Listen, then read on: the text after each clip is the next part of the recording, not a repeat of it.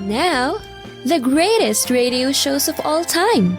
Suspense. The Shadow Node. Washington calling David Harding, counter-spy. Classic radio theater. The Great Gildersleeve. Fibber McGee and Molly. Dragnet. Gunsmoke. The Lone Ranger. Now, step back into a time machine with your host, Wyatt Cox. Good evening, friends of the Inner Sanctum. A funny Tuesday with episodes of the Ford Theater starring Jack Benny and The Horn Blows at Midnight. Yes, that Horn Blows at Midnight. We'll also have the new Edgar Bergen Hour with Charlie McCarthy, and their guest is Richard Armour, and it's going to deal with taxes as well, and humor writer Dr. Richard Armour, and we'll wrap it all up with an episode of Superman. That's all straight ahead during this presentation on a Tuesday. This is the 4th day of March, 63rd day of the year, 302 days remaining in 2025. From the beginning of our republic until until 1933, this was Inauguration Day for the President of the United States until they moved it up in 1937 to January 20th. Let's see. Let's go back. 1493, Christopher Columbus arrived back in Lisbon, Portugal, aboard his ship the Nina from the discovery voyage to America. He returned to Spain on March 15th. In 1681, Charles II of England granted a land charter to William Penn for the area that would later become Pennsylvania. Continental Congress voted on this date in 1778 to ratify both the Treaty of Amity and Commerce and the Treaty of Alliance with France, the two treaties the first entered into by the U.S. government. In New York City on this date in 1789, the first Congress met and declared the new Constitution of the U.S. was in effect. Happy birthday, Vermont. Vermont admitted as the 14th state of the Union on this date in 1791. In 1794, the 11th Amendment of the Constitution passed Congress, dealing with each state's sovereign immunity in regard to federal lawsuits. In the first ever peaceful transfer of power between elected officials in modern times, John Adams sworn in as president on this date in 1797, succeeding George Washington. Now, in 1814, Americans defeated the British at the Battle of Longwoods between London and Thames near present-day Wardsville, Ontario. Chicago became incorporated as a city on this date in 1837. In 1902, the American Automobile Association established, AAA, in Chicago.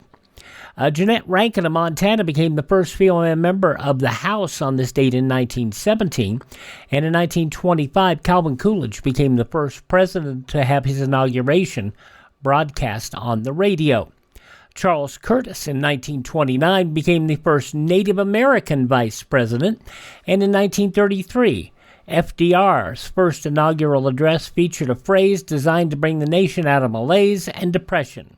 Let me assert my firm belief that the only thing we have to fear is fear itself. Nameless, unreasoning, unjustified terror, which paralyzes needed effort to convert retreat into advance. Strong words from President Roosevelt on this date in 1933, the final inauguration held on March 4th. As I mentioned earlier, they would move to January 20th. In 1933, Frances Perkins became Secretary of Labor, the first female member of Cabinet. In a quiet ceremony on this date in 1952, two Hollywood actors were married. They would stay together until his death in 2004, and they appeared together in only one motion picture. Here's a scene. Can you guess who they are? You knew I was fresh out of a bad marriage when we met. I wanted to be sure this time, so we played it safe. Until I knew that you were Mr. Right. Then you gave me that line about wartime marriages. I wanted a wife and kids, not a widow and orphans. Sure. And I began to think maybe you were playing the South Sea Circuit. You knew better. The movie, the 1957 World War II submarine movie titled Hellcats of the Navy. The woman billed as Nancy Davis. The man? Well, the future governor of California, 40th president of the United States, Ronald Reagan. Ronnie and Nancy married on this date in 1952. President Reagan's death in June 2004 ended what Charlton Heston called the greatest love affair in the history of the American presidency. In 1962, Atomic Energy Commission announced the first atomic power plant at McMurdo Station in Antarctica was in operation. In 1964, Teamsters Union head Jimmy Hoffa convicted in Chattanooga, Tennessee, of attempted bribery of a grand jury, and was sentenced to 8 years in prison. After the sentence handed out, Hoffa fiercely protested his innocence to reporters. I have been sentenced. I will appeal. I am not guilty. And I say to the millions of members of organized labor, have heed. Because those who fight for you and fight to win will find that out of this conviction, the zeal of Attorney General Robert Kennedy will be to destroy you unless you give in.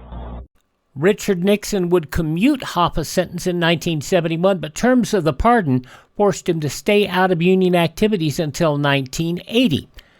Well, Hoffa disappeared in the late July of 1975, hasn't been heard from since. He is presumed dead. 62 was his age in July of 1975. Food and Drug Administration on this date in 1985 approved a blood test for AIDS, useful since then for screening all blood donations in the U.S. In a nationally televised address on this date in 1987, President Reagan expressed regret over the Iran-Contra affair. A few months ago, I told the American people I did not trade arms for hostages. My heart and my best intentions still tell me that's true, but the facts and the evidence tell me it is not. In the address, President Reagan took full responsibility for the actions of those involved. In 1997, President Bill Clinton banned federally funded human cloning research. Any discovery that touches upon human creation is not simply a matter of scientific inquiry. It is a matter of morality and spirituality as well. The ban came following the successful cloning of a sheep, Dolly. They didn't want that to extend to humans. 1998, Supreme Court ruled federal laws banning on-the-job sexual discrimination and harassment also applied when both parties were the same sex. Martha Stewart released after 5 months in prison on this date in 2005 for insider trading. The homemaker guru spoke to reporters following her release. My favorite thing is lemons. And people make jokes about making lemons into lemonade, but I actually really like lemons. And these are my first lemons in 5 months, and I'm really looking forward to having some hot lemonade when I get back in the house. Stewart served an additional 5 months of home confinement and probation after that. Passing away on this date in history, the pioneer of the Chisholm Trail, Jesse Chisholm, comedian John Candy, another fine comedian, cousin Minnie Pearl, howdy, the Village People's Glenn Hughes, politician Harold Stassen, and from 90210 and Riverdale, Luke Perry, all passing away on this date in history. And birthdays on this date include composer Antonio Vivaldi, football player and coach Newt Rockne, actress Pearl White, Shemp Howard of the Three Stooges, Charles Gorin, the bridge guru, also French musician Paul Mauriat, wonderful song Love is Blue, journalist and TV host Wally Bruner. He did part of syndicated What's My Line for a period of time. Also, singer-actress Barbara McNair, singer Bobby Womack, and the daughter of Whitney Houston and Bobby Christina Brown, who died so early, 22 years old, pneumonia. Those people all born on this date in history. Hi, this is Jeff Foxworthy. It is now time for the birthday announcements. The following people are now officially older than dirt. She co-starred in a delightful television program, He and She, with her husband, Richard Benjamin. Paula Prentice, 87 years old today. Mrs. Bill Gaither, Gloria Gaither, is 83. The man who sang about Fool If You Think It's Over. Chris Rea, 74 years old today. From SCTV and Beetlejuice, most recently, Schitt's Creek. Catherine O'Hara, 71. I have to say that carefully. I shall bathe And if I bang my head and slip beneath the surface, so be it, Mr. Rose. From the TV show Schitt's Creek, Catherine O'Hara is 71. Also, Johnny Nagarelli in the original Grease movie, Adrian Zemed, 71. And from Everybody Loves Raymond, Patricia Heaton is 67. When I got married, I didn't just get a husband. I got a whole freak show that set up their tent right across the street. From Everybody Loves Raymond, Patricia Heaton is 67. Those just a few of the people celebrating the 4th day of March as their birthday. If this is your birthday... Hi, we're the 4 freshmen, and we just want to say, Happy birthday to you! And we'll get the whole thing started here with the Ford Theater, starring Jack Benny, an episode of the program from 76 years ago, March 4th, 1949. And if you're doing Jack Benny in the movies, one would not be surprised to find that we have an episode with The Horn Blows at Midnight. And we'll let Jack blow his horn coming up in just a moment on Classic Radio Theater.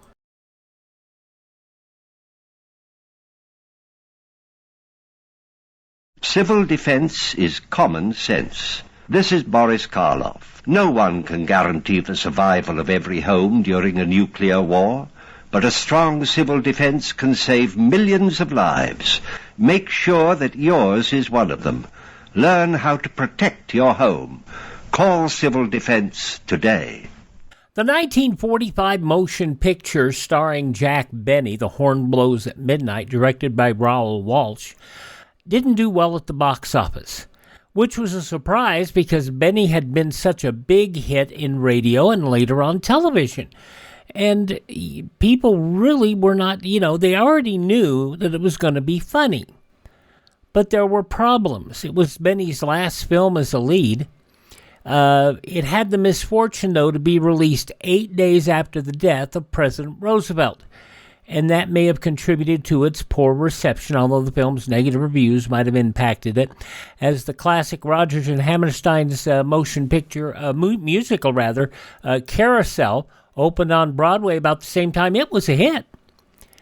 And it ran 78 minutes, cost $1.8 million at the time, and only made $970 million.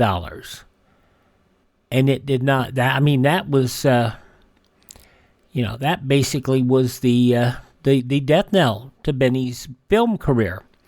Although he continued successfully for years and years after that, and The Horn Blows at Midnight was used on his radio and television programs to the same degree as the song he wrote. When I say I beg your pardon, then I'll come back to you. And it was a horrible song. It was intended to be a joke. And it was a joke. What can I say? But let's listen to it with an open mind, shall we? This is from 4 years after the movie had been released. The movie was released April 20th, 1945. This is from March 4th, 1949. And let's give a listen to the Ford Theater presentation of The Horn Blows at Midnight. Herewith, Mr. Jack Benny in a highly unusual fantasy about an angel who was sent down from higher places to destroy the earth. A story which contains more than first meets the ear.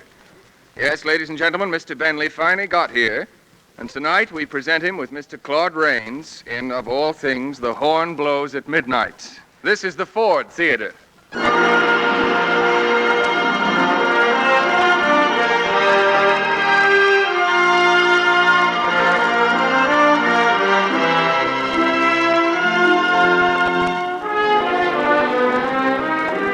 Welcome to a full hour of the finest dramatic entertainment with celebrated stars of Broadway and Hollywood. Presented by the Ford Motor Company, builder of Ford cars, Ford trucks and farm tractors, Lincoln and Mercury cars, including the new 1949 Lincoln Cosmopolitan, America's most distinctive fine car, unrivaled for superb performance and luxurious appointments. Now, to introduce this evening's program, here is the director of the Ford Theater, Fletcher Markle.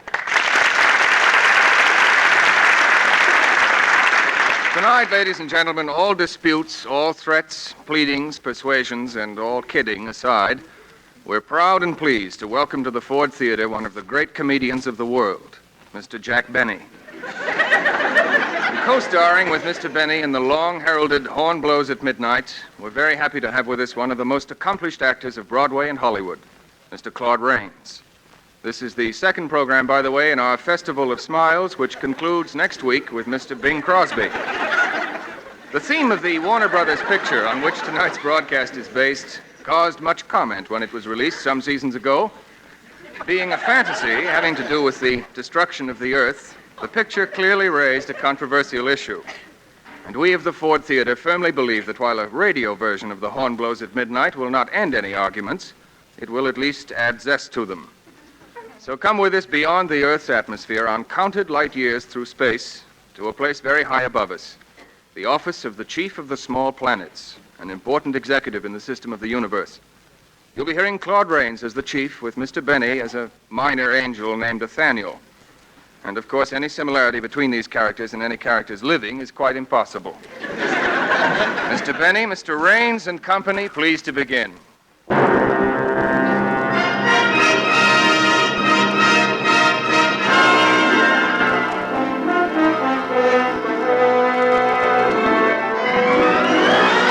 Horatio, I tell you, something has to be done about it. Here it is, 1949, and that dreadful little planet is worse off than it ever was. What's the name of it again? Number 33974. It is called Earth. Oh, yes, nasty little globe. It's always given me trouble, but now it's absolutely out of hand. 2 world wars, persecution, hatred everywhere. Greed, intolerance, bloodshed. I'm just about fed up. What are you going to do, Chief? I'm going to destroy it, Horatio. I'm going to wipe it off the face of the, I'm going to destroy it. Without any warning? Well, the front office has warned them often enough. Quakes, floods, droughts, plagues, everything. But they pay no attention. Those Earth people aren't satisfied with making a mess of their own planet. Why, they're even working on rockets to get to the moon. What do they want up there, Chief? Oh, I don't know. Maybe they're overloaded with Ritz crackers and they believe that stuff about the moon being made of green cheese. I'll buzz for Elizabeth, my secretary. I'm going to settle this once and for all. Did you ring, Chief? Yes, come in, Elizabeth. I want you to take down some notes. I'm destroying one of the smaller planets, and I want you to send copies to the recording angels. Uh-oh. What's the matter? It won't make a hit with the recording department. They're swamped with work. Oh, it's always something. What's their complaint? Same old thing. Shortage of angel power. I'm drawing up a new personnel questionnaire. Another one? More red tape. I never saw such incompetence, such inefficiency.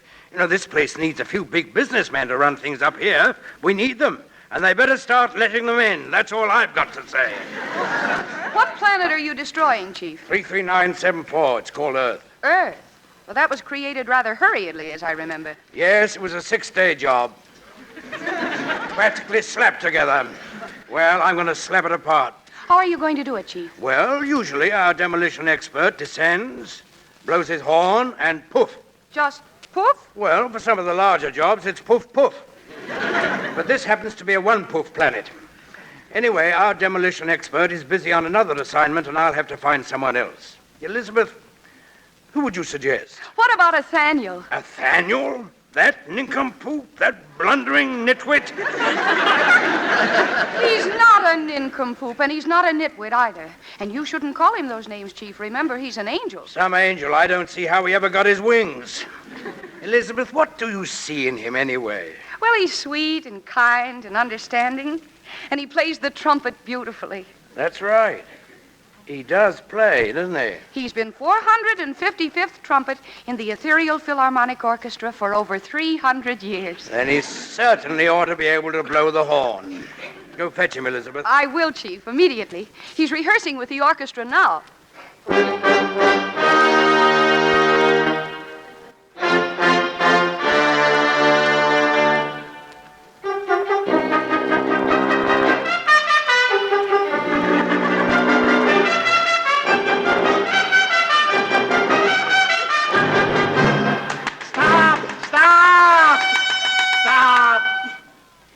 Please, Nathaniel, please.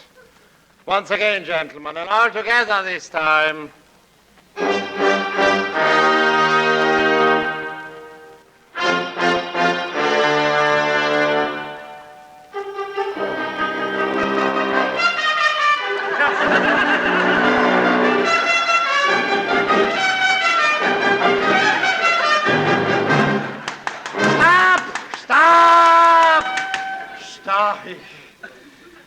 Daniel, step up here, please. Yes, Mr. Beethoven. What is it, sir? For 120 years I've been conducting this orchestra. And for 120 years you've been playing the wrong notes. Why? Tell me why. Well, it's a hard number and it takes practice. I'm sure I'll get it if you'll just be patient a little while longer. A little while longer? Yeah, besides, what's the rush? We're not going anywhere. What has that got to do with it? We've got 10,000 men in this orchestra, 9,999 musicians, and you. Huh? Why did you have to take up the trumpet? With lips like yours, you should be a glass blower. A glass blower? Gee, I tried that when I was on Earth. But one day, instead of blowing, I inhaled. Then I had to walk around with a sign on my back marked fragile. Look, Nathaniel, I don't care what happened to you on Earth. I only care what happens to me up here. Now go back to your place and please don't be flat. But Mr. Beethoven, the music says B flat, doesn't it? That doesn't mean you should be flat. That means play B flat. Oh, I wish I'd have known that 100 years ago. Could have saved so much trouble. All right, Mr. Beethoven, I promise you. Nathaniel! Huh? Oh, hello, Elizabeth. I have wonderful news for you. The chief wants to see you. The chief? Is there something wrong? What do I do now? Oh, Nathaniel, don't be silly. You couldn't do anything wrong. Oh, no? If you don't think so, stay around and listen to him play the trumpet. It's better he should have the mute in his mouth. I don't use a mute. I use a derby. Gee, Elizabeth, I'm so excited. Imagine the chief wanting to see me. How do I look? Fine. I'm so nervous. Is my halo on straight? Oh, it's perfect. Now, come on. Don't keep him waiting. All right. Will you excuse me, Mr. Beethoven? With pleasure. All right, gentlemen, now we can play.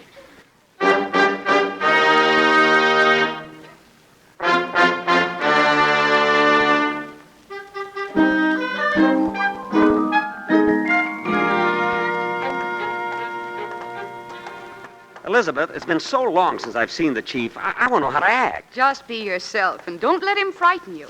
If he seems gruff, it's only because he's terribly busy, like all the other deputy chiefs.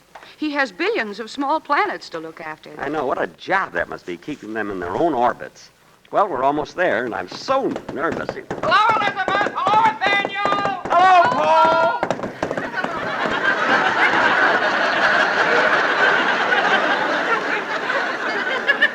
Yeah, it's a beautiful horse Mr. Revere rides. I wonder why he still carries those two lanterns.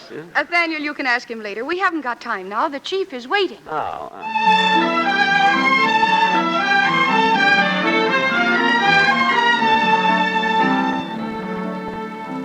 Horatio, you may not realize it, but getting rid of the Earth will be a big help in balancing the budget. Think of all the rain and snow we'll save. Yes, that is an item. And don't forget the thunder and lightning that little planet uses up. Why, we'll cut our electric bills in half. And, by the way, Horatio, remind me to talk to Halley about his comet. There's no point to its traveling around the Earth anymore. Yes, Chief. Oh, here comes Elizabeth with Nathaniel. Yeah, about time. Let him in. Here's Nathaniel, Chief. Yeah, I know. He hasn't changed a bit. Oh, well. Nathaniel, how long have you been up here? 300 years, Chief. I'm from New Amsterdam, you know. What's your rank? Angel, junior grade, 3rd phalanx, 15th cohort. Still junior grade, eh? I don't know why I sent for you. Was it possibly about changing my rank, sir? No, I see no reason for demoting you. Thank you, Chief. I've been going over your record, and it's not too bad. It says here, deportment B, application B, virtue A, mentality. Well, this job doesn't require a genius anyway. You'll do. Do what, sir? Do what? Destroy planet number 33974. 33974? Why, that's Earth, my home planet. What will all those people do without it? Where will they live? Well, some of them will come up here, and some of them will go to the other place. We have no time for sentiment. But, Chief, why are you destroying the Earth? Why? Simply because there's been nothing but trouble there. Now that the Second World War is over, it's in a bigger mess than it ever was. No peace, no harmony, no cooperation. If they want to end civilization, I'll end it for them. Elizabeth? Yes, Chief? See to Nathaniel wears his proper clothes for a visit to the Earth. You can attend to all that. Yes, I will, Chief. Gee, it'll be nice wearing buckled shoes and long stockings again. I still have good-looking legs, you know. Nathaniel, men's styles have changed on Earth since you were there 300 years ago. They have? Women's, too? Oh, yes, many times. But now they have the new look, and they're right back to where they used to be. Oh. Well, don't men wear long stockings anymore? Oh, no. But don't worry, Nathaniel. Your knees will be covered. You'll wear long trousers. Why can't I just wear my toga? I'm so used to it now. Because, my dear Nathaniel, we don't want you to be conspicuous. You've got an important job to do. Oh. Well, Chief, how do I go about destroying the Earth? Horatio, hand me that horn. Yes, Chief. Here you are, sir. Now, Nathaniel, you simply blow 4 notes of the Judgment Day Overture on this horn, and that'll be the end of the Earth. Gee, it's the most beautiful trumpet I've ever seen. It is not a trumpet. Oh. It's a very special kind of horn. Now listen carefully to these instructions. You'll proceed to New Amsterdam. It's called New York now, Chief. Oh, New York, then. Mercurius will arrange for your transportation. You will then check into the Waldorf Biltmore Hotel, and a few minutes before midnight, you will go to the roof. Yes, sir. Now, this is very important, Nathaniel. The horn must be blown at midnight sharp. Yes, sir. Remember, that means precisely 12. 11:59 won't do, 12:01 won't do. It must be 12 on the dot. Got that? Yes, sir. I'll see that the horn blows at midnight. Leave it to me. All right, now get going. If you do a good job, when you come back, you may find yourself an angel senior grade. Me, an angel senior grade? That means a raise in my base pay. God. But if you botch the job, you'll be back scrubbing clouds for the next 500 years. Yeah, I hope not. My knees are still wet. But don't worry, Chief. I won't botch it. I'll make good. That's the spirit. Now, are you ready to, The interplanetary phone, Chief. Department of Small Planets. Chief speaking. This is the salvage department. Any instructions, Chief? Yes. Stand by to pick up a load of scrap at midnight. That'll be all, Nathaniel. Are you sure you remember everything? Don't worry, Chief. I won't forget a thing. Goodbye. Wait a minute. Come back here. You forgot the horn. Oh, that's because I'm so excited. Well, goodbye, Chief. Goodbye. Elizabeth, you stay with him until he leaves. See that he gets away in time. Yes, Chief. Come along, Nathaniel. I'll walk you to the edge.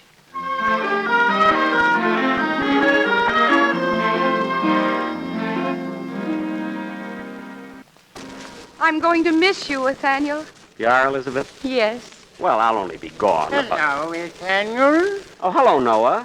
Going away? Yes, but I'll be home tomorrow. Well, when you get back, drop in. I'm having a little gathering in the Ark. In the Ark? Oh, good, good. Who's coming over? Oh, just a few couples. Oh, well, thanks. Thanks very much. I'll see you later. Da-da-da-ding, da-da-da-ding. What are we talking about, Elizabeth? I said that I was going to miss you. Oh, well, I'll only be gone one night, and then I'll come back, and we can spend the next 100 years together, just talking about my trip. Gee, these earth clothes are funny. What do you call this again? That's a vest. And is this a doublet? No, that's a coat. Oh. Well, what is this label? I wouldn't want to wear someone else's clothes. Who are Hart, Scheffner, and Marx? Don't worry, Nathaniel. And by the way, I'd better give you some money. Here. What are these? Guilders? No, these are dollar bills. Oh. Well, I wouldn't know about that. Gee, they feel nice and crispy. And these are $5 bills. Oh, I like these better. They feel even nicer and crispier. Look at the pictures on them. George is on one, and Abe is on the other. Yes. Yes, you'll need them, Nathaniel. And now you'd better go. I'm on my way, Elizabeth. Nathaniel! Nathaniel! Well, that's the chief. Gosh, I hope he isn't calling me back. Nathaniel, I'm glad I caught you before you left. There's one very important thing I forgot to tell you. What is it, Chief? Before you blow that horn, be sure to check with Petrillo. I don't want any trouble with him. Oh, I will, Chief. I will. Goodbye. Goodbye. Goodbye, Nathaniel. Goodbye. Watch that first step. It's a pip. I will. I will. See you tomorrow.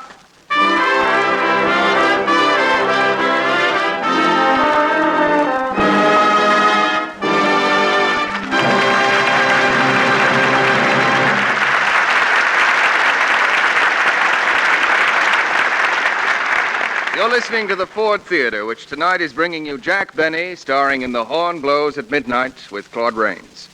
A brief pause now before Act Two, and some timely hints on car values from Frank Martin. There's an exciting time in store for many of you in the coming week that can make a world of difference in the pride and enjoyment you get out of motoring.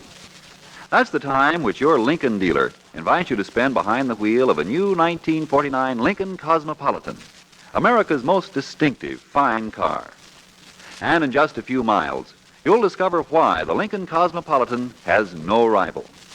You will see at first glance that here is an automobile truly distinctive, exclusive in its styling, with lines and looks that lift it apart from every other car on the road.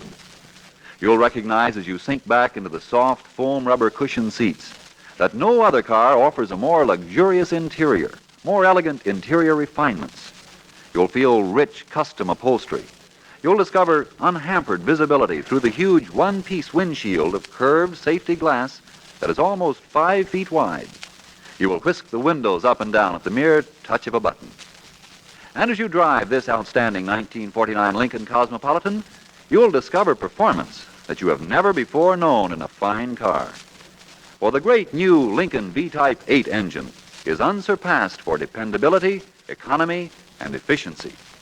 It's so powerfully smooth, so thrillingly quiet, so effortless in its range of acceleration. You can't believe it until you drive the new Lincoln Cosmopolitan. In all the world, there is no other fine car so beautifully new, so thoroughly owner-proven, so superbly engineered as this new 1949 Lincoln Cosmopolitan. Yet it costs very, very little more to own than an ordinary car. Take just a few minutes in the coming week, or even better, tomorrow, to accept your Lincoln dealer's invitation to meet this superb 1949 automobile, the new Lincoln Cosmopolitan. You know you're driving America's most distinctive fine car, and so does the rest of the world when you drive the new 1949 Lincoln Cosmopolitan. Now again, Fletcher Markle. And here's the second act of The Horn Blows at Midnight, starring Jack Benny as Nathaniel with Claude Rains as the Chief of the Small Planets.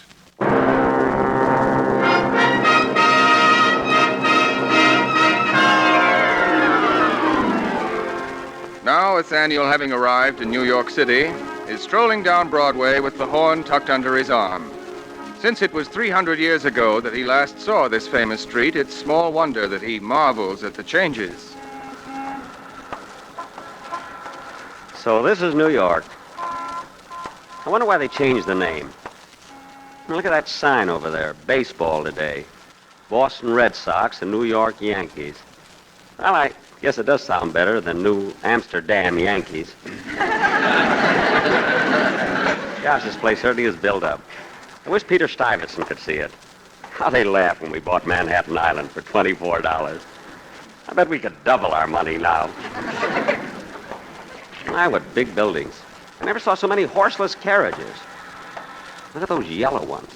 See, they go around the corner on 2 wheels. I wonder if they could... Get back on the curve, you jerk! You want to get killed? No, thank you, not again. The records would be all mixed up. Hey, mister, you better wait for the light to change before you cross the street. Light? Light to change? Sure. You must be a stranger. Ain't you never been to New York before? Oh, yes. I come from New York, but I've been away for a long time. Say, that's a good-looking trumpet you got there. Yeah. How about giving us a little bebop? Bebop? Yeah. That bebop-a-rebop. Bebop? Is that music? Is it?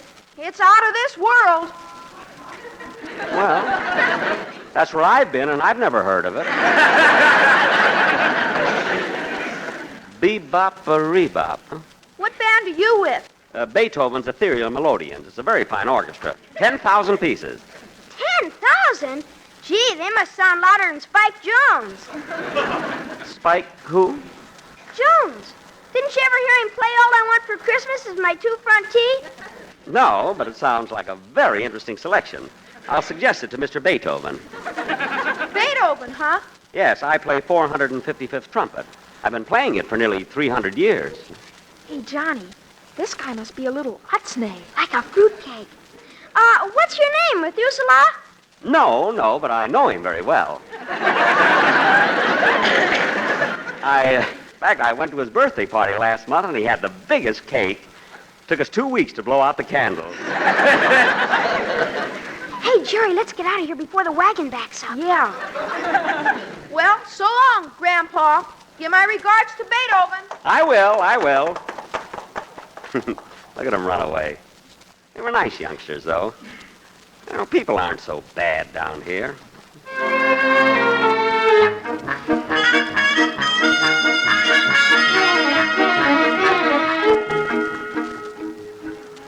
My, the streets are certainly crowded here in New York. Look at all those men and women going into that theater. Hamlet by William Shakespeare. Good old Bill. Wait till I tell him about this. He'd be so happy to know he's finally got a hit. Gee, look at all the saloons on this street. I wonder what kind of a drink television is.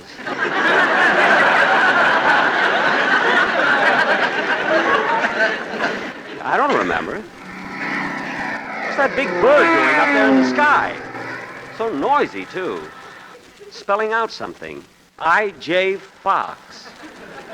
Must be a store up there. No, that would be impossible. There he is, officer. That's him. Oh, yes. Well, I'll handle him, kids. Hey, you there. You with the horn. Huh? Were you speaking to me? Yeah. Well, I understand you've been playing that trumpet you got there for the last 300 years. Yes, sir. I'm with Beethoven's Ethereal Melodians. Oh, you are, eh? Well, what's your name? Nathaniel, 3rd Phalanx, 15th Cohort. Uh-huh. And exactly how old are you? 355. Of course, I tell everyone up there that I'm 339.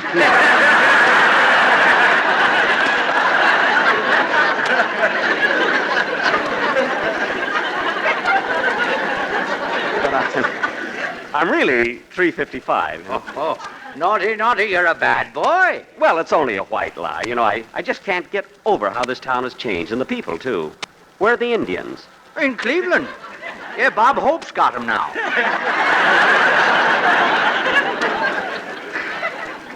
Bob Hope? Sure, the big radio comedian. Don't tell me you've never listened to Hope. No, what did he say? Now, would you mind if I ask you... Look. I may be wrong, but I think that's the spot right there. Huh? The place where I was killed 300 years ago. You were what? I was killed here 300 years ago. I was run over by a cow. I really was. A hit-and-moo driver.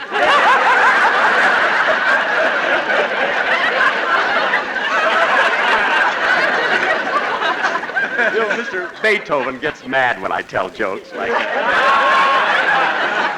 But it was my own fault, you know. I shouldn't have been out so late. Yes, well, look, Nathaniel, 3rd Phalanx, 15th Cohort. Yeah.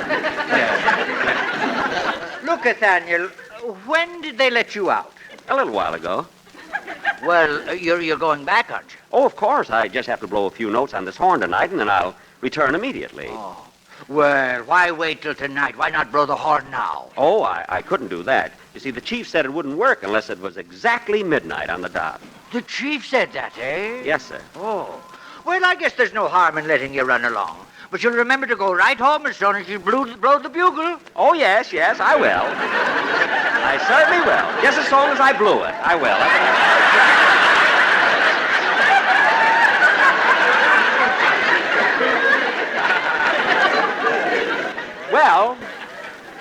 Well, goodbye. I'll see you later. Oh, no, you won't. If you've been good, I will. Goodbye. My, what a nice man.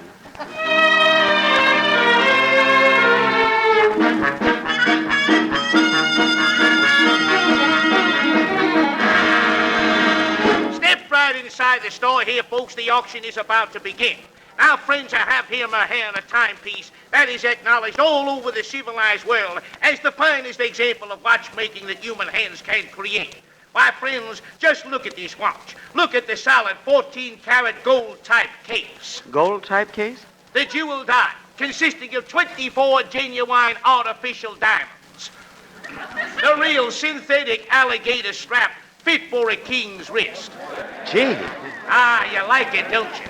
Well, I don't blame you, friends. Now, who'll start the bidding at $300? I'ma bid 300, 300, 300. Who'll say 300? $1. $1. I'm bidding up. All right, who'll make it $1.50? Why, friends, the movement alone is worth that much. Who'll say $1.50? $1.50? $1.50? Can anyone say $1.50? I can say $1.50. $1.50. See, I said it. So, to the intelligent-looking man with the horn for $1.50. Congratulations, sir. Here you are. Thank you, sir. My friend, you have a watch there that will last you 100 years. 100 years? What will I do with it after that? Oh, well, I'll think of something, I guess.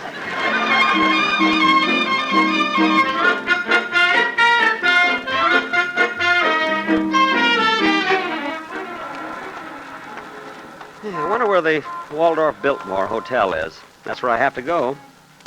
I better ask someone. Watchtree, get your pipers here. Watchtree, read all about it. I beg your pardon, but I'm... A piper? You want a piper, mister? Piper? What's a piper? A paper.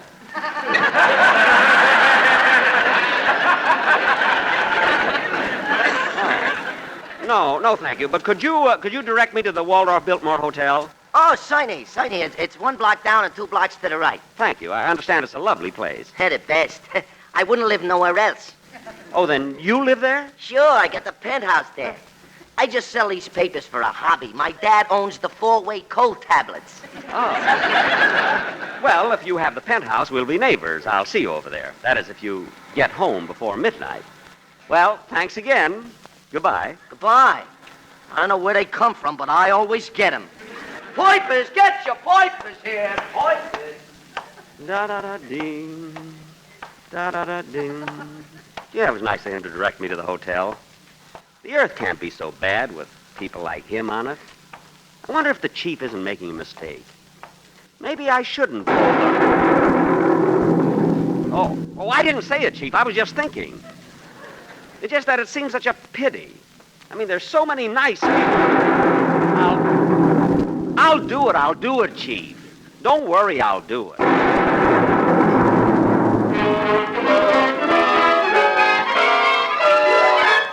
You see, Elizabeth, he's weakening already. I told you he was the wrong one to send. But, Chief, he'll do it. He said he would. He's on his way to the hotel now. I've got a good mind to recall him and send someone I can rely on. Oh, please, Chief, don't do that. Nathaniel's all right. It's just that he has such a soft heart. Well, I should have sent an older angel. Nathaniel is only 339. Anyway, that's what he says. But, Chief... How he got to look like that in only 339 years, I'll never know. I'm worried, Elizabeth. Oh, why don't you wait and see? I'm sure everything will be all right. Better be. If that horn doesn't blow at midnight, I'll drop him out of the phalanx.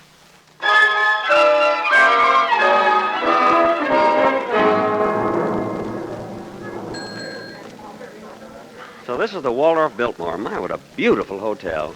Sure is crowded, too. Paging Mr. Davis, Mr. Charles Davis. Paging Mr. Davis. Paging Mr. Caesar. Mr. Caesar, please. I'll take it, boy. Is that for Julius? No, sir. Irving. Oh, I don't know him. Paging Mr. Caesar. Mr. Irving Caesar. Oh, fiddlesticks. I wanted to ask him how to get to the roof. So near midnight.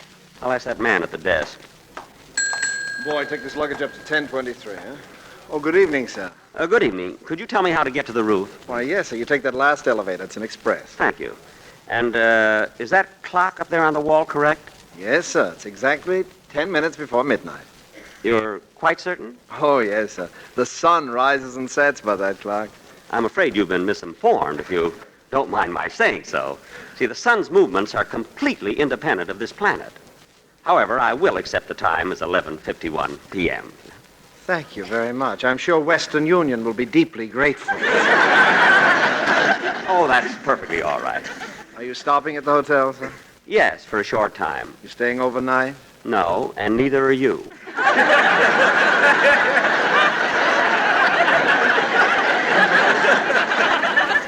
Well, goodbye. Going up? Yes, the roof, please. it's a lovely elevator you have here. When you've seen one, you've seen them all. I suppose so. Is your name Otis? Yeah, how'd you guess? Otis J. Elevator, that's me. I'm pleased to meet you. I'm Nathaniel, 3rd Phalanx, 15th Cohort. My, it's nice in here, so intimate and cozy. It ain't so cozy when you have to stand in it all night long. All night long? Well, from 6 at night till 2 in the morning. Really? Then I have good news for you. Tonight you're getting off at 12. Hey, that's funny. The chief didn't tell me anything about it. Well, he told me. Well, I hope you're right. Here's the roof, sir. Thank you. Da-da-da-dee. Da-da-da-dee. I wish I could get that right. Da-da-da-dee. What a beautiful sight up here on the roof. And all the stars are out tonight. There's Jupiter, Mercury, and Venus. Hello, Venus. Gee, she's pretty. Well, it's only 5 more minutes till midnight. Better get ready to blow the horn. Here's a good place to stand, right near the edge. I think I'll... What's that? Is someone there? Why, it's a girl, and she's crying. Don't cry, miss. Whatever it is that's troubling you will be over very soon. It'll never be over. Never. Never. Oh, yes, it will, in just a couple of minutes. Please go away. Let me alone, can't you? But I assure you, you have absolutely nothing to worry about. He doesn't love me. He's sending me away. Well, I won't go back home. I won't. You can't very well go back home if you're not alive. Not alive. Yes, of course. That's the answer. The only answer. It's all clear now. Well, I'm very happy to have been of service.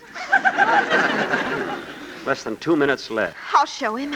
I wonder what he'll say when I'm gone. Well, here goes. Goodbye, Andrew. Wait, you mustn't. You mustn't jump. Let me go. Let me go. No, you can't. Why not? It was your idea. But suicide is a mortal sin. You let go of me. Be patient. Just a few more seconds. No, I won't be tossed out of it. Let me go. You've got to listen to me now. There's very little time. Hey, Peggy! Peggy! Andrew!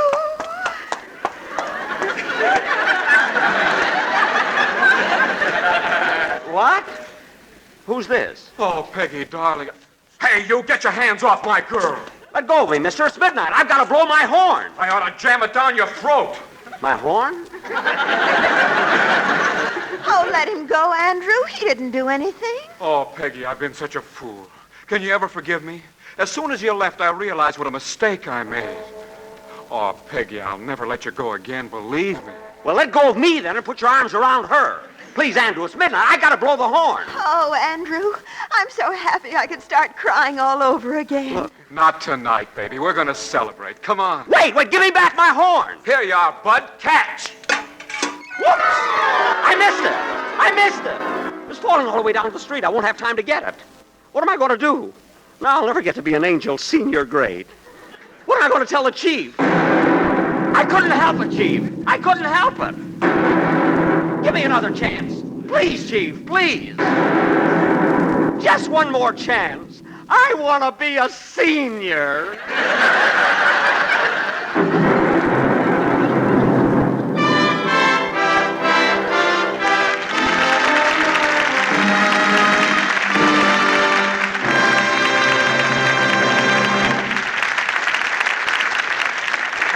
And that's Act 2 of tonight's Ford Theater presentation of The Horn Blows at Midnight, starring Jack Benny with Claude Rains. Time out again very briefly, and Frank Martin speaking for the Ford Motor Company.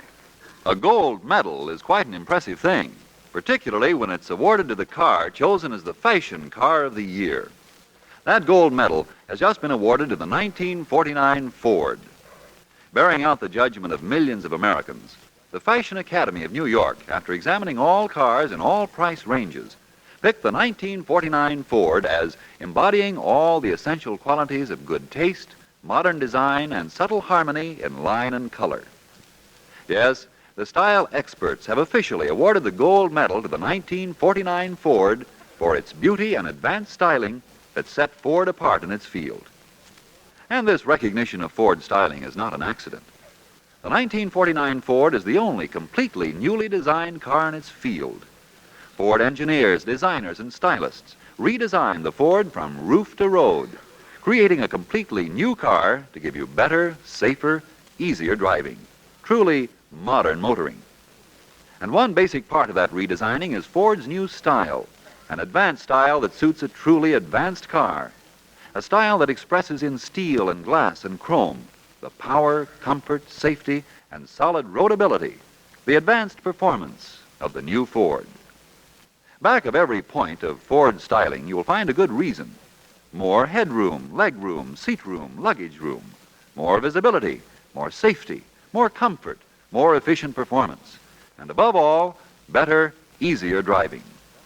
The 1949 Ford, alone in its field, was completely redesigned to give you those things. And it does. The 1949 Ford is not just a remodeled pre-war car, but the most advanced car in its field, the truly modern, truly post-war car. You can tell how advanced 1949 Ford styling is by looking at a new Ford and then looking at other new cars of older style. But you won't know how truly advanced it is until you drive a 1949 Ford, until you take the wheel and feel the difference. Feel the big difference that Ford's advanced design makes. Why not ask one of your friends to let you drive his new Ford, or see your friendly Ford dealer? When you drive a Ford, you'll feel different. Drive a Ford and feel the difference.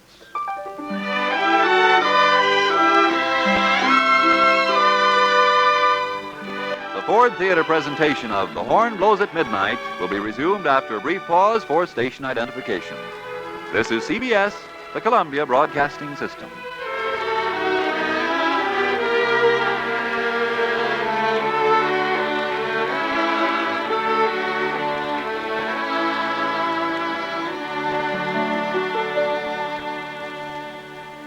From 76 years ago, March 4th, 1949, the Ford Theater presentation of The Horn Blows at Midnight.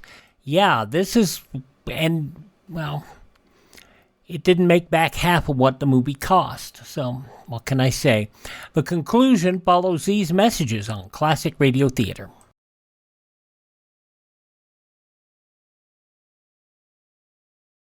This is Art Linkletter. In event of atomic bombing or some other catastrophe, here's something important to remember. It will help save lives, including your own. Do not use the telephone. Leave the line open for official rescue and relief. This is your part in civil defense. Remember, don't use the phone. Leave the line clear for safety of your own life and the lives of others. The one thing about The Horn Blows at Midnight and its failure at the box office, costing $1.8 million and only making about $900,000 at the box office, is that it gave Jack Benny lots and lots of material for the next 20 years on the radio. Back to The Horn Blows at Midnight, a presentation on the Ford Theater from 76 years ago, March 4th, 1949. Fletcher Markle again. And now for the third act of The Horn Blows at Midnight, starring Jack Benny as Nathaniel and Claude Rains as the Chief.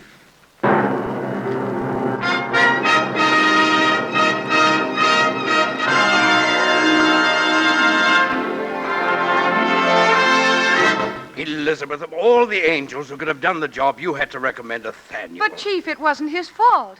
Nathaniel was only trying to stop that poor girl from committing suicide, a mortal sin. Well, that wasn't his job. He should have obeyed orders. There are too many people down there committing mortal sins. That's why Earth has to be destroyed. Please, Chief, give Nathaniel another chance. After all, you've only lost one day. I know, but Nathaniel has botched up every assignment I ever gave him. Remember 2 months ago when I put him in the weather department? All he had to do was to see that the clouds went in the right direction, and what happened? He got the elements so mixed up it snowed in California.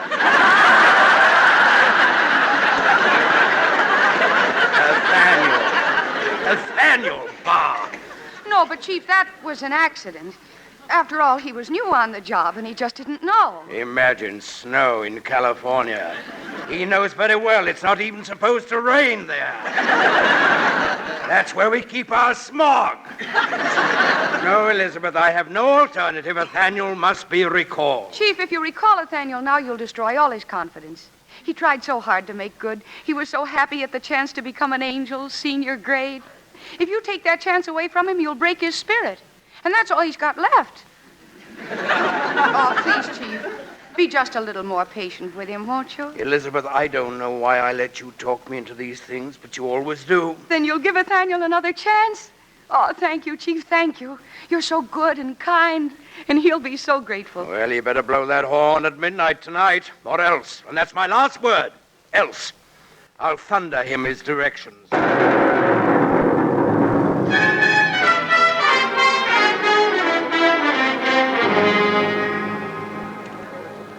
It certainly was nice of the chief to give me another chance. Lucky this horn didn't break when it hit the street. I'll just have to make good tonight. Let's see, there's still a little time before midnight. Guess I'll sit here in the lobby for a while. Certainly is a busy hotel. Paging Mr. Caesar, Mr. Irving Caesar, please. Same one he paged yesterday. I'll have to ask Julius if he has any relatives down here. Julius is so nice. I think Brutus was definitely out of line. Well, I got about 15 minutes yet. Yeah, I hope nothing goes wrong this time. Pardon me. May I sit down here? Oh, why, certainly. Certainly, there's plenty of room. Oh, thank you. Whoops. Wait till I remove the horn. There you are. Thank you. Isn't this a beautiful hotel? Yes, it is. I've had such a busy day. And you know, in about an hour, the limousine is coming back for me. And I have to go to a midnight supper at the Stork Club. Really? Yes. And then I'll have to go home and get some rest because tomorrow I have so much more to do. I'm going to Saks Fifth Avenue and buy a complete wardrobe for my trip to Honolulu.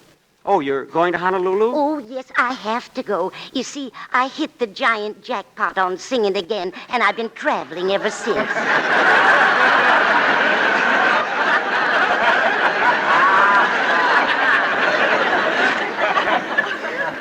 I don't understand. And not only that, they painted my house inside and out, and it looks so strange now. Oh. I loved it the way it was.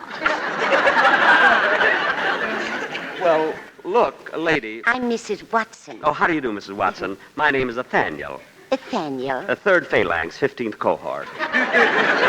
Oh, I've never been there. Oh, no, it isn't a place. Paging Jack Benny. Mr. Jack Benny, please. Paging Jack Benny. Mrs. Watson, what I meant to say... Wait a minute. Did you hear that? What? They're paging Jack Benny. Jack Benny? Yes. Haven't you ever heard him on the radio? Well, no. I hope he's living in this hotel. I might see him. He's simply wonderful.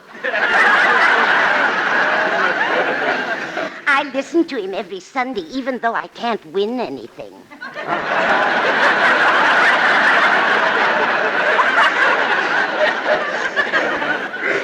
Oh, well, what does this You know the thing I like about him? What? He pretends to be stingy and cheap, and I'm sure he's not that way at all. He isn't? No, I can tell just by listening to him that he's the sweetest, kindest, and the most generous man in the whole world. Oh. Well, it's nice to know there are people like that. And you want to know something? I almost met him a year ago. You did? Yes, I guessed he was the walking man, but they never called me on the phone. Oh, that's too bad. Well, I better wait out in front of the hotel now. The limousine will be coming any minute. The limousine? Yes, Governor Dewey is the one who has to take me to the Stork Club. That's part of the jackpot.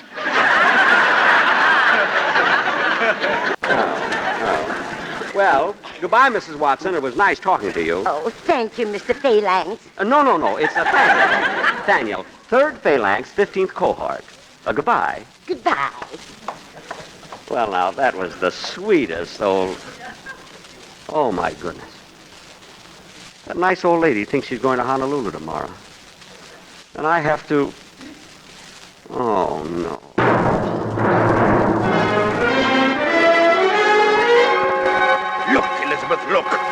Nathaniel is weakening.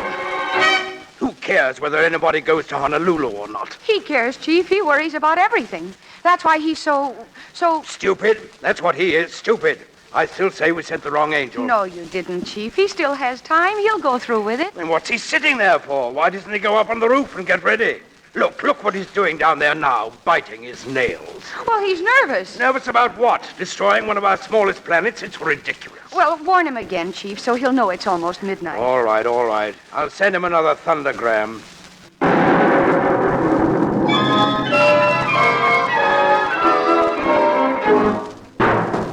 Yes, Chief, I know. Well, I still got about 7 minutes. Gee, I hope nothing goes wrong this time. Pardon, monsieur. Huh? Oh, hello, little girl. Hello. Are you lost? No, monsieur, I am not lost. Oh, I thought the way you were looking at me, you wanted to ask me something. No. You just seem so sad, sitting here all by yourself. I am sad. Why, monsieur? Because of something I have to do at midnight. I'm worried about it. Well, you mustn't worry. My mother told me even when we were in the camp not to be sad, because someday everything would be all right. The camp? You were in... A prison camp, monsieur, back in France. Oh, I see. Did you do something wrong? No, monsieur. Well, Would you like a piece of my candy bar, monsieur? No, thank you. Although I haven't had a bite since I came down here, except my nails. Then please take a bite of this chocolate bar. Well, thanks. What's your name? Angelique. Angelique? That means little angel in French. Oui, monsieur. You know, I'm an angel, too.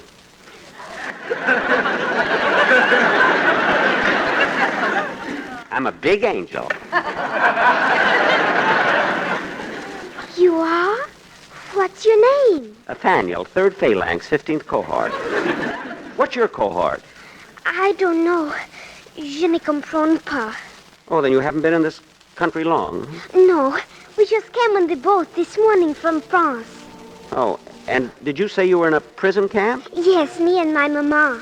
For 3 whole years. Then the Americans came and got us out. Oh. Well, where's your mommy and your daddy? Well, my mama is right over there. But I don't know where my daddy is. He used to be a soldier. Oh, well, Angelique, how is it that you speak English so well? Mama has been teaching me a long time. 3 whole years. 3 years? I suppose that is quite a long time for a mortal. Especially such a small mortal. And you don't know where your father is, huh? No, monsieur. But Mama said he was the most wonderful man in the world. And we're all going to be together again someday. Angelique? Angelique! Ici, Mama. Here I am. Oh, I was worried when I didn't see you. Oh, she's quite all right. We were just sitting here talking. He is a very nice man, Mama. Angelique, were you annoying this gentleman? Oh, no, not at all. We had such a nice chat, and Angelique was telling me what a wonderful man her father is, and you're all going to be together again. Is he in New York? No, monsieur. Angelique would not understand, but he was a great hero. Oh, I see. And you just arrived from France this morning? Yes. Tonight we are going to take the train to Chicago. We are going to live with relatives there. I have not seen them for over 10 years, but they have asked us to come to them. Well, that will be nice. Then your little girl can grow up in a good home like... Oh. Uh-oh. Oh, my goodness. What am I saying? You look sad again. Yes, I just remembered something. Mama, can I have another piece of candy? Angelique, I just gave you a whole bar. I know, but I offered to share it with this man, and he ate the whole thing.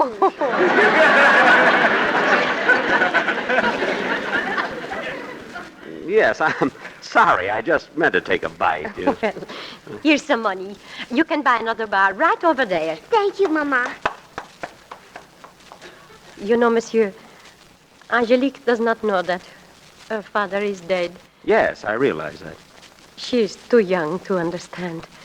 You see, she was just an infant when he was killed. Monsieur, you don't think there can be another war, do you? Well, not if I... No, I don't think so. Another war would mean the end of everything. There is not a country in the world that could go through it again. Not the way they fight wars now. People would just destroy each other. They would? Oh, yes, monsieur, yes. And yet it seems very simple for a lot of people to forget about a time of war. They do not want to remember. But we must remember, monsieur, all of us, and take care, or we will die for it. Now it is time for people to get to know each other. Now it is time for people to come together in the world. But there's very little time left, you see. I know, monsieur. Oh. You do? Of course. If we do not change ourselves soon, it will be too late. Though the war is over, there is much still not settled. It may take 5 years or even 10 years before we find the answer to real happiness and understanding. But we will find it, monsieur. We must now reach out to each other and find out about each other. By coming here, Angelique and I have a chance to do that. And we are grateful. We must find peace with each other, monsieur, or we are lost. Yes, I'm sure you're right. But you see... Mama, I have another candy bar. Would you like to share it with me, monsieur? No, thank you. I've had enough. Well, come on, Angelique. We must go. Goodbye, monsieur. Monsieur... Nathaniel, 3rd Phalanx, 15th Cohort. Goodbye, Angelique. Goodbye, monsieur. Goodbye. What a cute little girl. Spent 3 years of her life in a prison camp. Well, it's getting near midnight. Better take the elevator up to the roof. Going up, sir? Yes, the roof, please.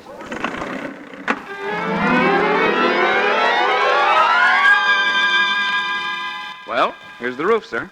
Thank you. Good night. Good night. Well, it's almost midnight. I'm sure glad it's a nice night. It's the last one. Keep thinking about that little girl, Angelique, and her mother. They seem so nice. All they want is a chance to live together in peace. Maybe most people are good. Maybe the war has been a lesson. If that's true, then the Earth shouldn't be destroyed. Chief, do you think that I ought to go... But, Chief, you heard what she said, that little girl's mother. They've never had a chance before. Let them have it now. But, Chief, look, there must be millions of others just like them who need time to get to know each other. They have such hopes for the future. This is what Angelique's father gave his life for, to give other people a chance. And now you want to take it away from them. Chief, let's wait a while. Look, Chief, look. Now, suppose all these people down here don't get together. Suppose there is another war. Then the whole world will destroy itself. They'll blow the Earth to pieces. And then remember, Chief, that would take the responsibility off your shoulders.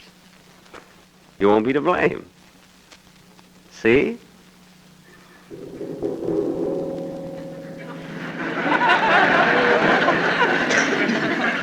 See what I mean, Chief? You've waited this long, thousands and thousands of years. What harm is there waiting a little longer? Give them a chance. Maybe they'll get to work and live together in peace. Everything will straighten itself out, and it'll be the way you want it to be. What was that, Chief? Oh. Then I won't have to blow the horn? I'm glad you changed your mind. Well, I'd like to come back now, Chief. I'd like to see you and Elizabeth and Horatio, and I'd even like to see Mr. Beethoven, too, even though he does holler at me all the time. From now on, I'm going to practice real hard and make him proud of me. Thanks, Chief. I'll leave right now.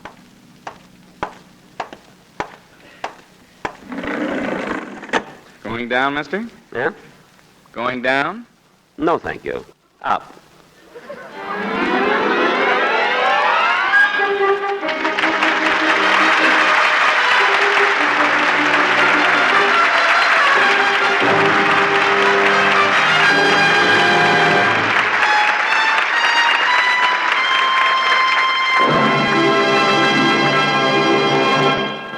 From the Ford Theater in Hollywood, you have just heard Mr. Jack Benny starring in The Horn Blows at Midnight. Tonight's version for listening was prepared by Hugh Wedlock and Howard Snyder, and the original musical score was composed and conducted by Cy Feuer. The Ford Theater, a full hour of dramatic entertainment, is brought to you every Friday by the Ford Motor Company, builder of Lincoln and Mercury cars, Ford trucks and farm tractors, and the new 1949 Ford car, officially chosen as the fashion car of the year. It's Ford for the new look in styling, and it's Ford for the new feel in driving. Drive a Ford and feel the difference. Now again, Mr. Markle. May a director identify the principals in our cast tonight? In the foreground, the chief was played, of course, by Mr. Claude Rains, who will soon be seen in the Hal Wallace production, Rope of Sand. Elizabeth? Was played by Mercedes McCambridge. Angelique. Was Anne Whitfield. Angelique's mother. Was played by Jeanette Nolan. Mrs. Watson. Was Jane Morgan. Mr. Beethoven. Was Hans Conried. Jerry. And Johnny. Were played by Jerry Farber and Johnny McGovern. Actively assisting were Paul McVeigh, Miriam Wolfe, Eddie Marr, Joseph Kearns, Jay Novello, Julian Upton, Sidney Miller, Herb Vigran, Byron Kane, and Shirley Mitchell. Anybody else? Yes, Nathaniel. Was played by Jack Benny. Jack, I've got a confession to make. What is it, Fletcher? After all the kidding we did on your program about The Horn Blows at Midnight, I have to admit now that I never saw the picture. You didn't? I just couldn't bring myself to walk into the theater. Why? It's a complex I have, Jack, the fear of being alone. Oh. Well, anyway, Fletcher, I want to tell you it was really nice doing this show for you tonight, and I promise you one thing. If I ever make another bad picture, you can have first crack at it. Thank you, Jack. And by the way, just one more question before I give you your check. Oh, the check? Yes. It slipped my mind. Get your hand out of my pocket. Oh. Yes, excuse me. What is it you wanted to ask me, Fletcher? Well, you always kid so much about your age. Tell me, Jack, and be on the level this time. How old are you, really? Fletcher, I'm 39.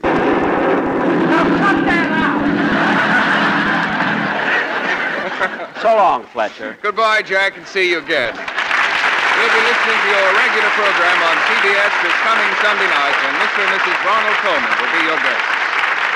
Now to next week. Next week on the Ford Theater, we're going to have a story with music. Our star is Mr. Bing Crosby, and our story is one of his most recent films, Welcome Stranger. It's a pleasant portrait of a young doctor who goes to a small New England town so that the local physician can take his first vacation and then suddenly find himself an unwelcome stranger. We're very happy to have with Mr. Crosby Mr. Barry Fitzgerald playing his original role, and we'll be welcoming back Miss Anne Blythe for a return visit. We hope you'll be with us. And now until next week, until Bing Crosby, Anne Blythe, and Barry Fitzgerald in Welcome Stranger, this is Fletcher Markle with a good night and thank you from all of us in the Ford Theater.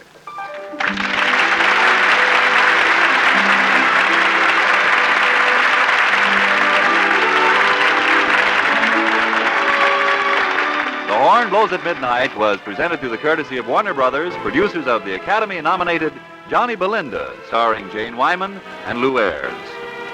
The Ford Motor Company invites you to join us again next week at this hour to hear Bing Crosby, Barry Fitzgerald, and Anne Blythe starring in Welcome Stranger. This is Frank Martin speaking.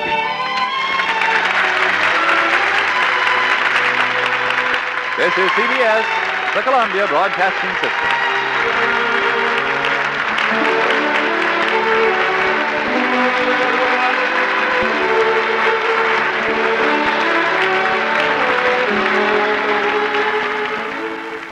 We've talked a lot about Jack Benny. I don't think we've ever talked about Fletcher Markle, who was a big-time producer, director in radio and television. He was also an actor, a screenwriter. He contributed to the CBS radio anthology Studio One, and then he moved to the TV version in 1952. Oh, by the way, he also had a very solid connection to radio. And that is, for 12 years, he was married to the delightful Mercedes McCambridge, who was a great... he did lots of stuff. He did lots and lots of stuff, and hopefully we'll bring out some more in years to come. 76 years ago, March 4th, 1949, the Ford Theater presentation of The Horn Blows at Midnight. Jack Benny's final motion picture, well, starring role in a motion picture. Coming up on our Wednesday edition of Classic Radio Theater with Wyatt Cox, we'll be heading for dramas. Gunsmoke, starring William Conrad, an episode of the West Coast crime show, Calling All Cars, Did Justice Triumph, and The Adventures of Frank Merriwell, and then we'll wrap it all up with an episode of Lum and Abner. Up next, though, the new Edgar Bergen Hour with Charlie McCarthy.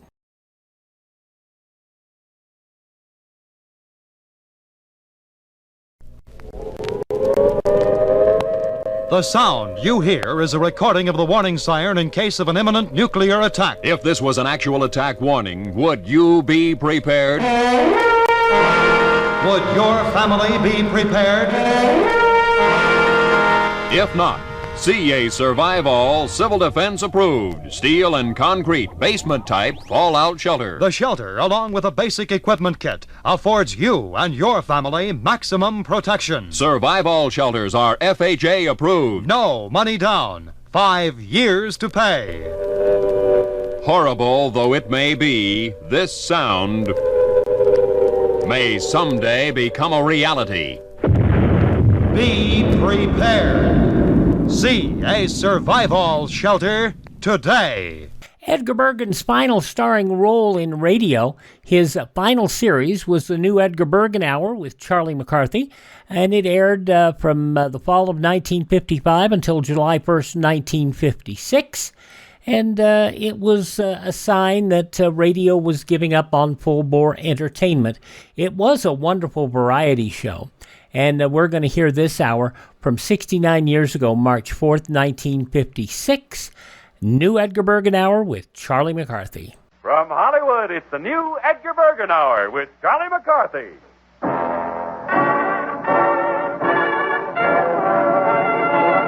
I'll clip your burgers and help me. I'll mow you down.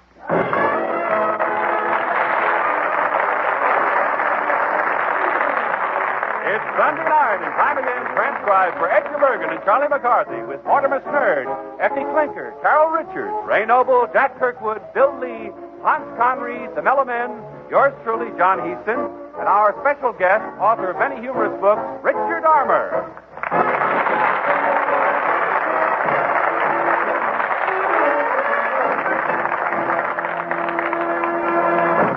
Now, here are the stars of our show, Edgar Bergen and Charlie McCarthy.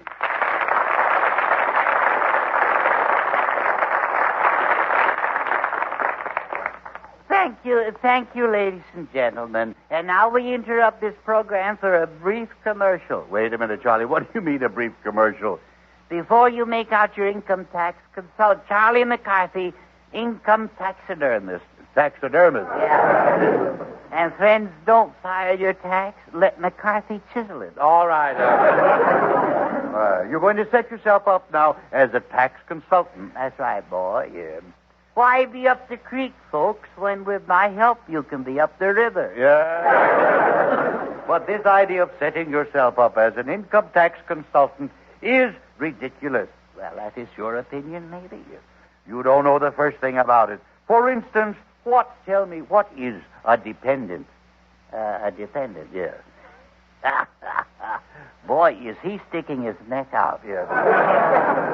I repeat, what is a dependent? A dependent is a ball Swede with moving lips. All right.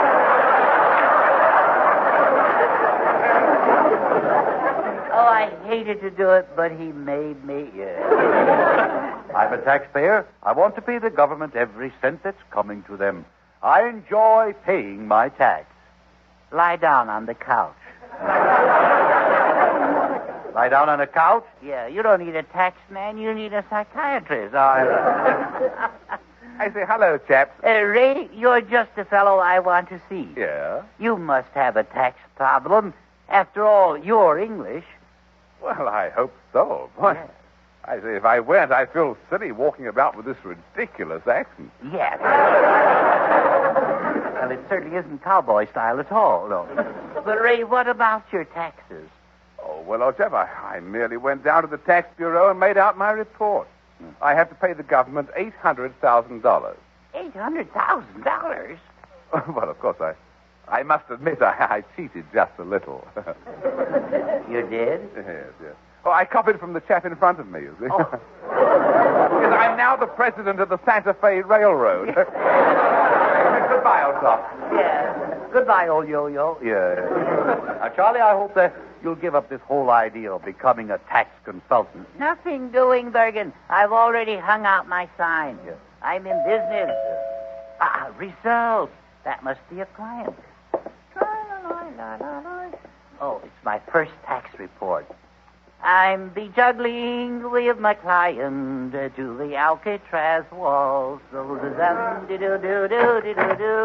Charlie. Why, Carol Richards.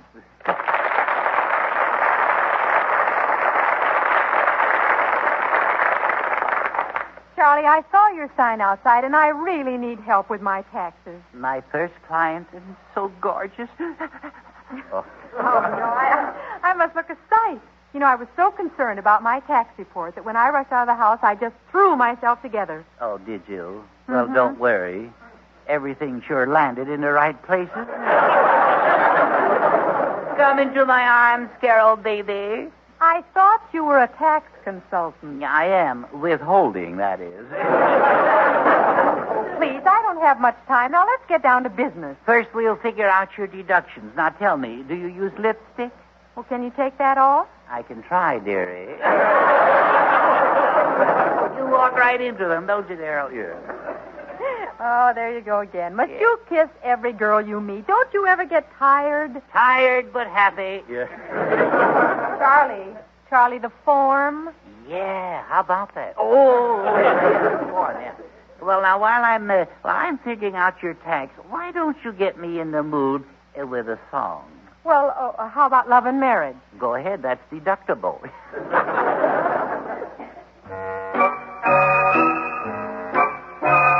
Love and marriage,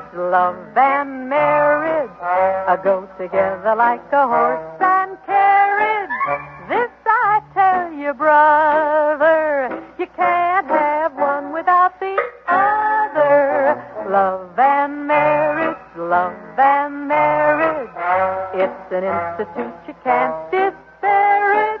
Ask the local gentry, and they will say it's elementary. Try to separate them. It's an illusion. Try, and you will only come to this conclusion. Love and marriage, go together like a horse and carriage. Dad was told by Mother, you can't have one, you can't have none, you can't have one without the other.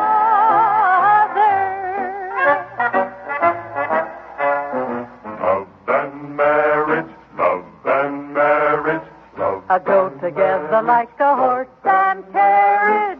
This I tell you, brother, you can't have one without the other. Love and marriage, It's an institute you can't disparage. Ask the local gentry, and they will say it's elementary. Try to separate them. It's an illusion. Just an illusion. Try, and you will only come To the one and only possible conclusion. Love and marriage, go together like the horse and carriage. Dad was told by Mother, you can't have one, You can't have none.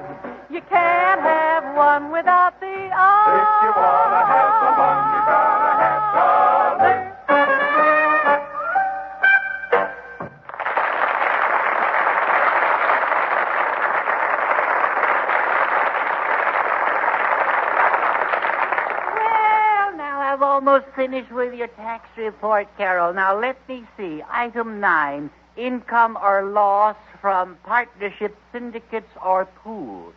Lose much at pool, dearie? I don't play pool. You don't play pool. Well, I'll tell you. We'll put down that you lost $1.85. Charlie, that's illegal. We can't do that. Do you know what would happen if we tried to send this in? No. The entire machinery of the government would swing into action. Yeah. Accountants, lawyers, T-men, G-men. You mean for just a lousy $1.85? Charlie, nothing escapes the government. Oh? Why, if we sent in a tax report like this, we'd be tracked down. Yeah. Hunted. You and I, criminals. Wanted. Both of us, fugitives from justice.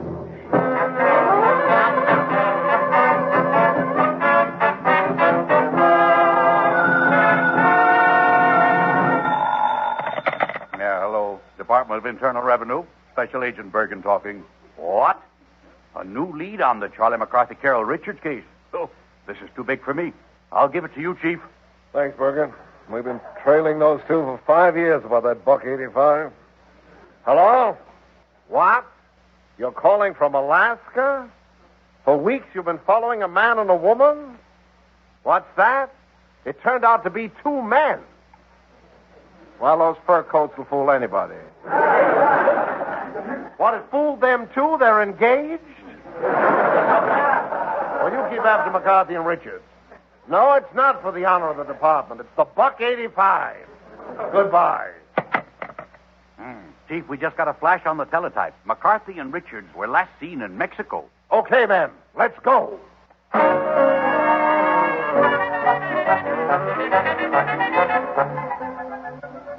Oh, Charlie, I'm sick of this.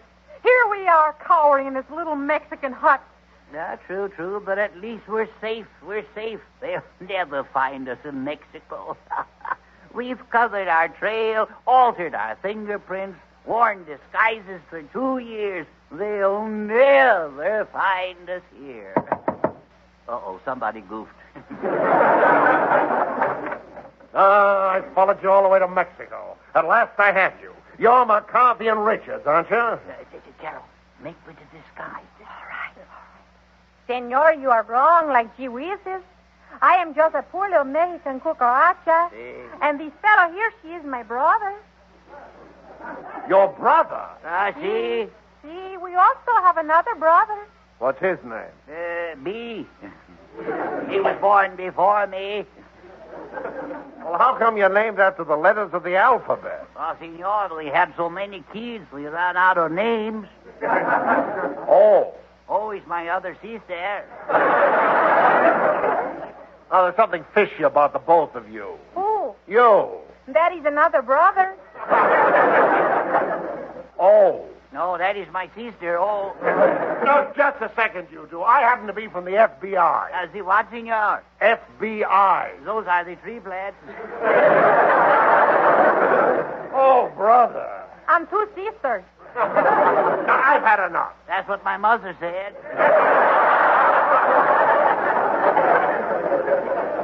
Now, if you're really Mexicans, what do you do for a living?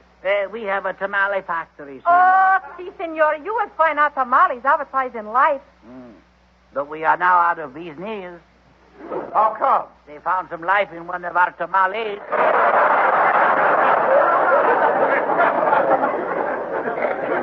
Well, I guess you're not the two I'm looking for, but if you ever come across them, report it immediately to Washington. Washington? D.C.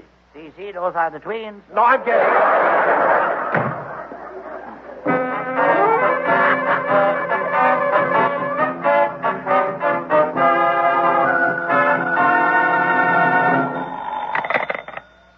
Hello, Chief Clinker talking. Yes, Agent Bergen. You spotted McCarthy and Richards in a little Parisian dive? I'll be right over. Goodbye.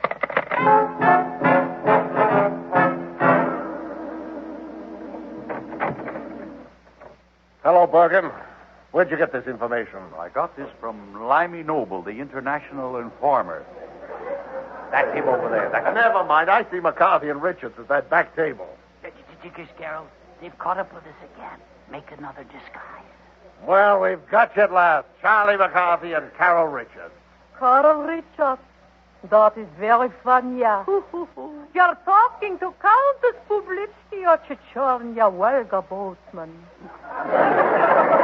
Volga boat? Who's this with you? One of the oars? Oh, Drobdetsky, let me produce myself.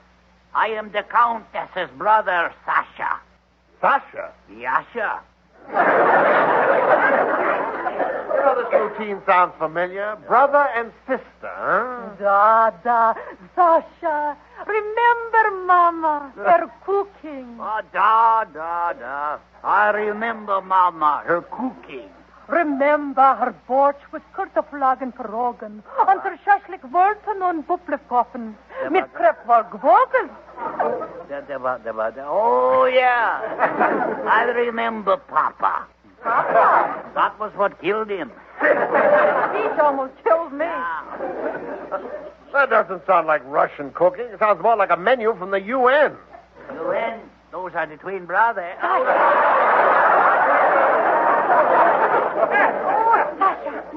Yeah, I think. I think. Now, I have a feeling I'm being duped. What, sir? Duped. D-U-P-E-D. Those are the quintuplets. I say, half a moment, chaps. I'm Stool Partridge Noble. I can tell you who these two are. Now, watch out there, Limey. I got a gun. They are... I had to do it. They are... Quick, man, who are they? Sorry, old man, I can't really tell you. Why not? Dead, you know. Let's make a dash for it. Let's get out of here. Oh, Charlie, I'm out of breath. I can't go on. I'm tired of it all. Well, I am too, but we got to finish this sketch, you know. Why don't you just rest a minute while the mellow men sing June is busting out all over from Carousel. June is busting out all over the meadow and the hill. But they're busting out of bushes and the romping river pushes every little wheel that wheels beside a mill. June is busting out all over. The feeling is getting so intense that the young Virginia creepers have been hugging the big cheapers out of all the morning glories on the fence. Because it's June, just because it's June.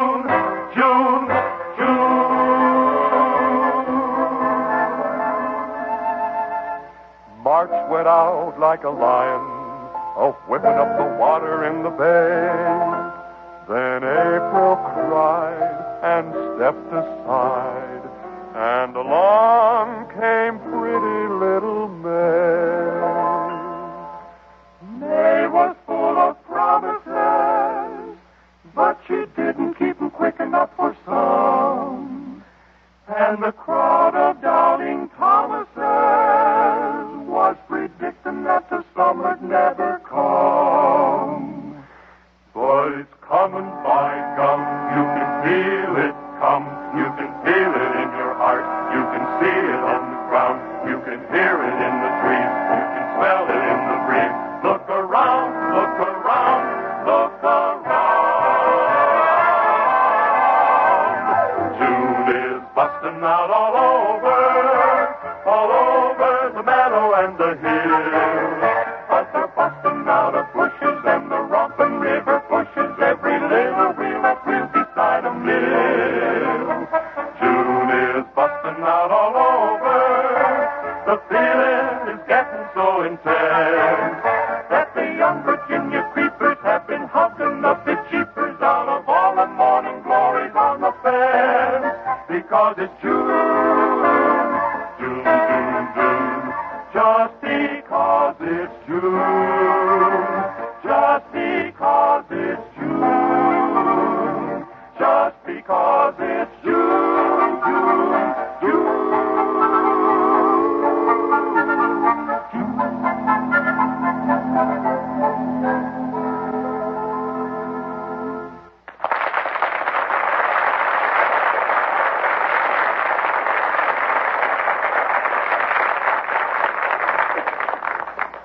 Still no trace of those two fugitives.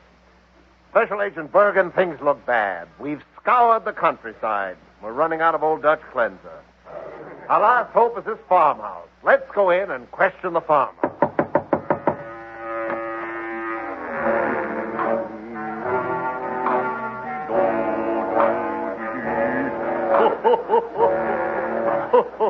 Oh, I milk cows a bushel and a peck, oh, a bushel and a peck, and the cow's an awful wreck.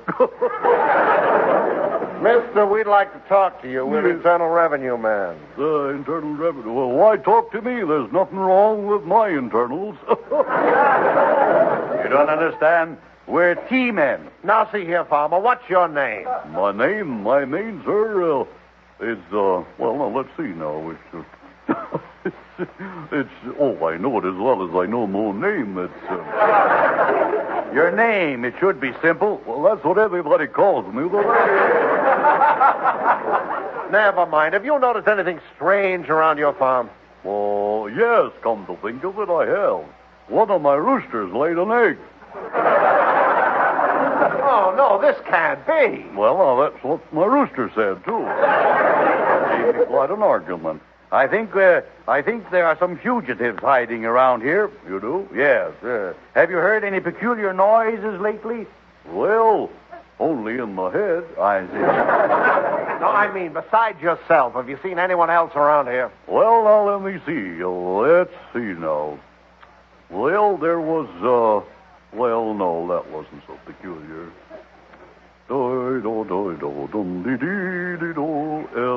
What was the query, mister? Does your mind always go wandering off like that? Yeah, that's the way it goes. That's the way it goes. To return to the question, have you seen any people around the farm? Well, I seen one, sir. Was it a male or a female? Well, it would almost have to be. Well, yes, of course. Was this person tall or short? Yes, sir. Yes. He was tall on one end and short on the other. How can he be both tall and short? Well, he takes turns. Oh, we must have a description. Eyes? Yeah. Two, as a matter of fact. Color of eyes? Flesh. Flesh? Yeah, they was shut. Oh,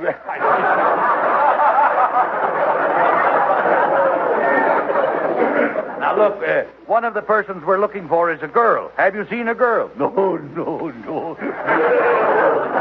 Well, don't you know what a girl is when you see one? No. That's one thing the almanac don't tell you about. Now, think hard. Have you seen a girl around the place? Well, let's see. Yeah. Would you call her dark? No, I don't think I would, no. Would you call her light? No, I wouldn't. Well, what would you call her? I call her Bessie. I see. She's my cow. Oh, your cow? It's no use. I say, half a moment, chap. Stool Pheasant Noble reporting. I can tell you where the fugitives are. They're... Now, wait a minute, Noble. You were shot. You're dead. Yes. Keep forgetting. Roger, over. Come on, Special Agent Bergen. Wherever they are, we'll find them.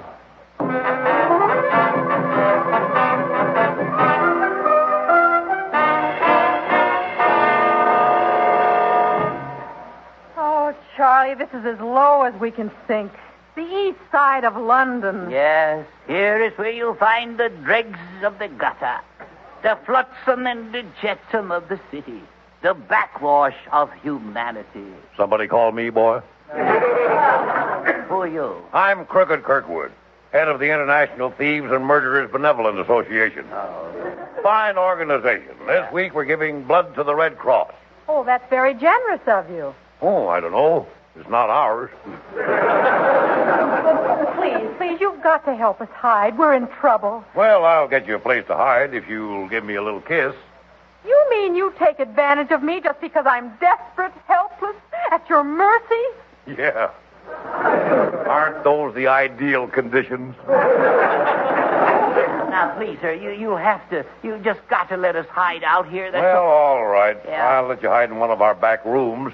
It'll cost you $1,000 a week. 1,000? Does that include board?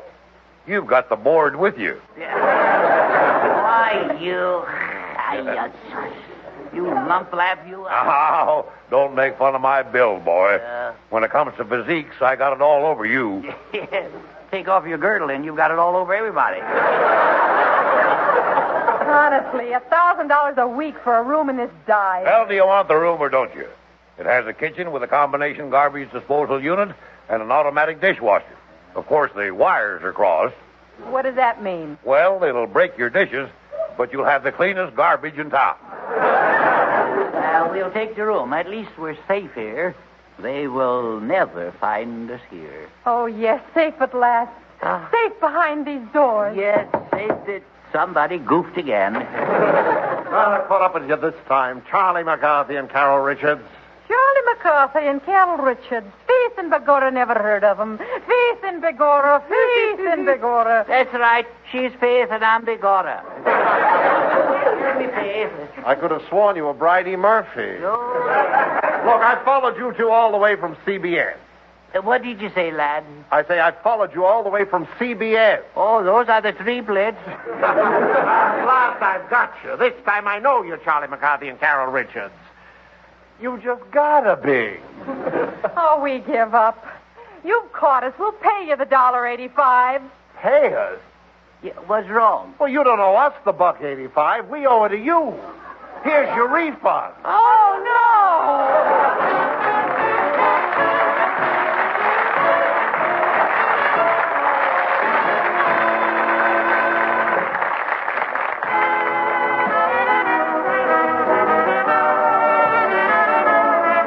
The Edgar Bergen Hour, transcribed with Charlie McCarthy, Mortimer Snerd, Carol Richards, Jack Kirkwood, the Mellow Men, and Ray Noble will be back after station identification.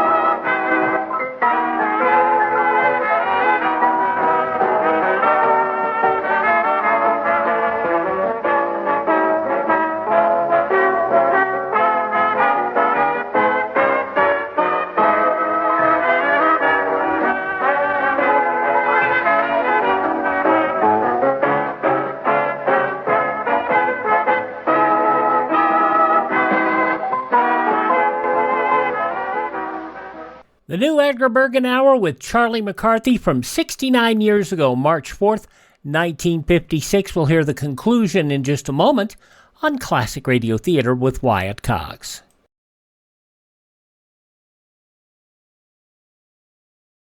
When buying your emergency food and water supply, choose foods that provide a well-balanced diet. For instance, canned soups, fruits, vegetables, fruit juices, packaged cereals, and dried foods are excellent for storing.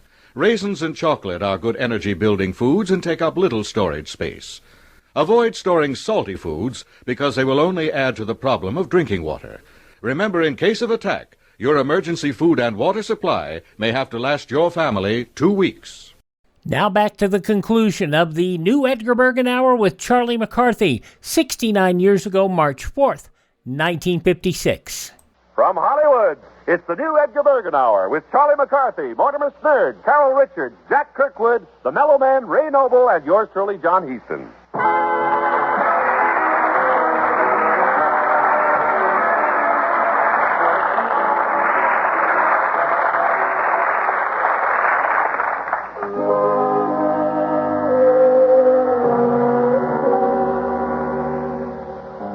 It is time now for our women's department. And it is my pleasure to present our guest speaker for the evening. Here she is, that girl has been, Miss Effie Clinker.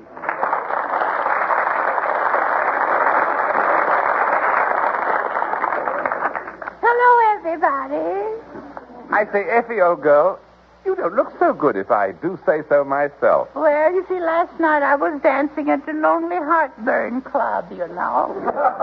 And I sort of sprained my sacro-crackerjack. You what?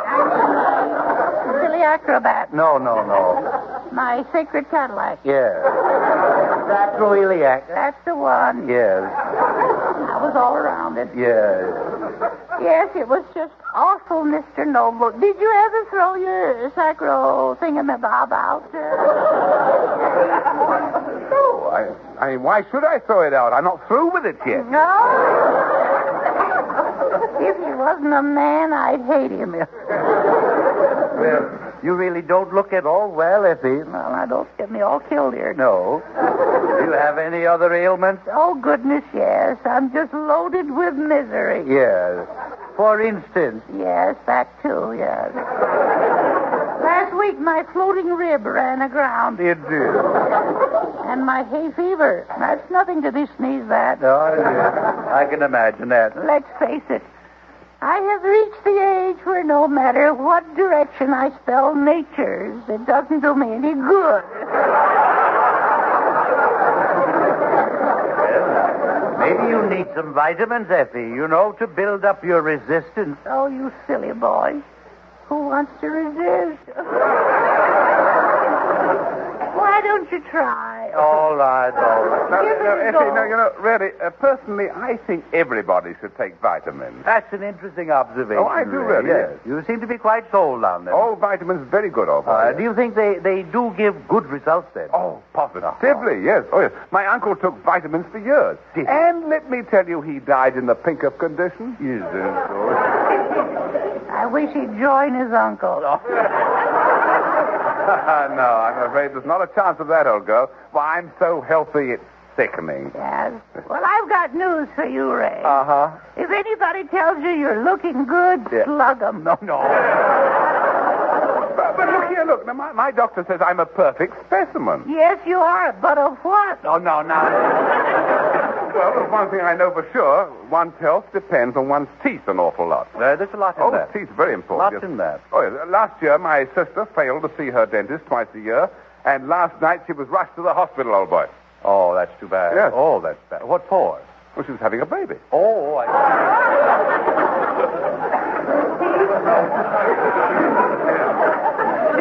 wonder where I could get some anti-noble shots. All right.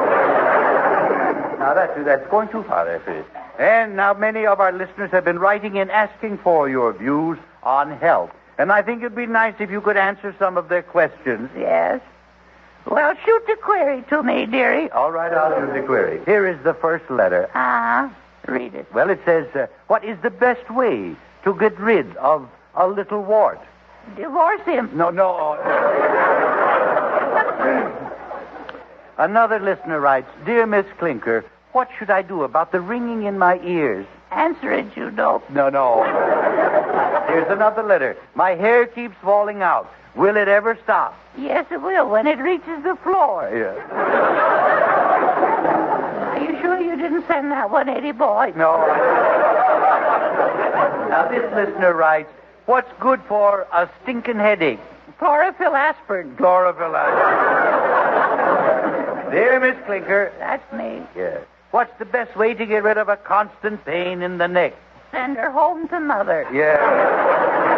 Now, this letter reads, as I get older, more and more, I get a strange dizziness in my head.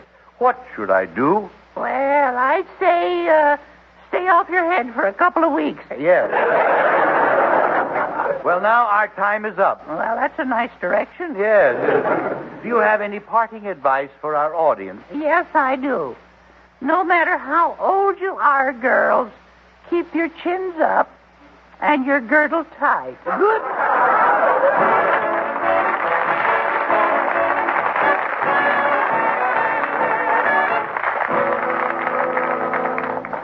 Now, ladies and gentlemen, we bring you the voice that was so exciting on Gordon Jenkins' record of 7 Dreams. Here he is, one of the mellow men, stepping forth into the solo spotlight, Bill Lee singing Lullaby in Birdland.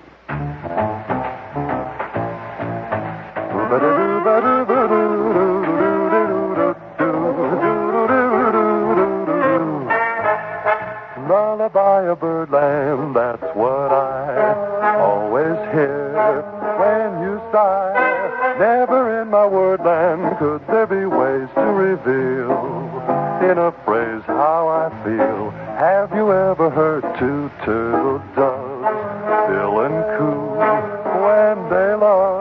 That's the kind of magic music we make with our lips when we kiss. And there's a weepy old willow, he really knows how to cry. That's how I'd cry on my pillow if you should tell me farewell and goodbye. Lullaby of birdland, whisper low, kiss me sweet, and we'll go flying high in birdland, high in the sky up above, all because we're in love.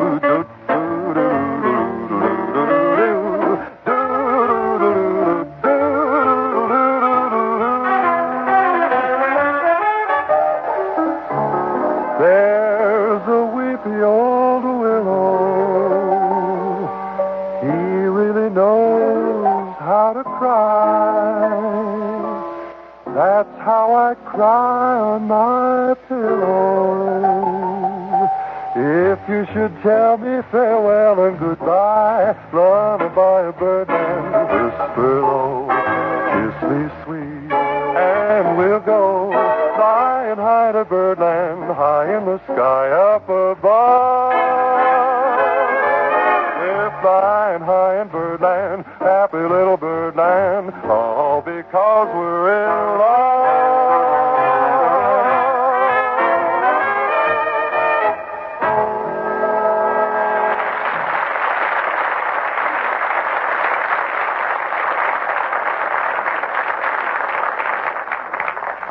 Now, ladies and gentlemen, our Meet the People department. We are indeed fortunate in having as our guest tonight one of America's leading writers of humorous light verse and prose. His work has appeared in the New Yorker, Saturday Evening Post, Esquire, Collier's, Reader's Digest, and many other magazines.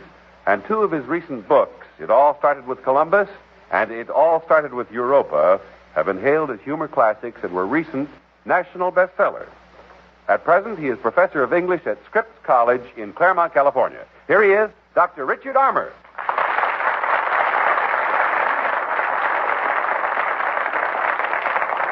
Dr. Armour, we're very happy to have you as our guest this evening, and it isn't often we get to welcome a writer of humor whose books keep popping up in the national bestseller list. Well, won't you do me a favor, Edgar, and just so I'll know I'm out of the classroom, drop that doctor business. You know, I don't operate except on words. I see. Well, having read some of your books, I know that you're quite an operator with them. But that's to be expected with your scholastic background. A Ph.D. from Harvard, professor of English in various colleges and universities. Oh, and I can't forget, of course, that you once taught at my alma mater, Northwestern University. Well, yes, but don't hold those things against me. It's true I do teach 5 days a week, but I write every day. And by the way, Edgar, you said that you've read some of my books. I wonder if you ever bought one, or you just take them from the library and forget to return them? I have a rental card. Sure. What does your family think about all this activity, especially your writing? Well, my children, now that they are 12 and 14 and beginning to be able to read, like almost everything I write, especially when they're about to ask for something I know they shouldn't have. Now, your wife approves, undoubtedly, doesn't she, of your writing? No. She usually dislikes everything I write and tells me so. Oh. I'd have quit writing years ago if I'd listened to her. She's an excellent critic. I guess you had to temper it with that if you want to go home tonight. Humorous, I've heard, like big audience, so perhaps it's a mistake to read to your wife, you know, privately in your nice, quiet studio at home. That's where your mistake is. Well, did you say quiet? Yeah. She's usually vacuuming when I want to read something to her. And, you know, when we first married, she turned the vacuum cleaner off when I read. Now, sometimes she turns it off now, but it's only because she's finished a room or at the end of the cord. Well, that's one way of getting a wife to clean the house, anyway. Maybe your better half doesn't take kindly to such famous verses of yours as this one. Middle age is a time of life a man first notices in his wife. Well, you could be right, Edgar. The satirist, I find, is a misunderstood man. He is thought to dislike the very things he makes fun of. Well, isn't that the general idea? No, it's quite the contrary. But I've had neighbors who were unfamiliar with this simple truth, who felt so sorry for my wife that they stopped speaking to me, and I wasn't picking up any information. But you still picked up enough to write such a delightful book as It All Started with Columbus and It All Started with Europa, both of which made the bestseller list. Pretty good. Well, yes, if briefly, but you know, Europa was replaced when Harry S. Truman's book came out recently. Oh. You know, I think ex-presidents are unfair competition. Yes, I think so. You're lucky you don't play the piano, then. Richard, what will be the subject that you'll hit in your next book? Well, it will be a completely unrestrained and rather wicked history of women, called It All Started with Eve, coming out next fall. By the way, Richard, are you a good judge of your own writing? For instance, what do you consider the funniest thing you ever wrote?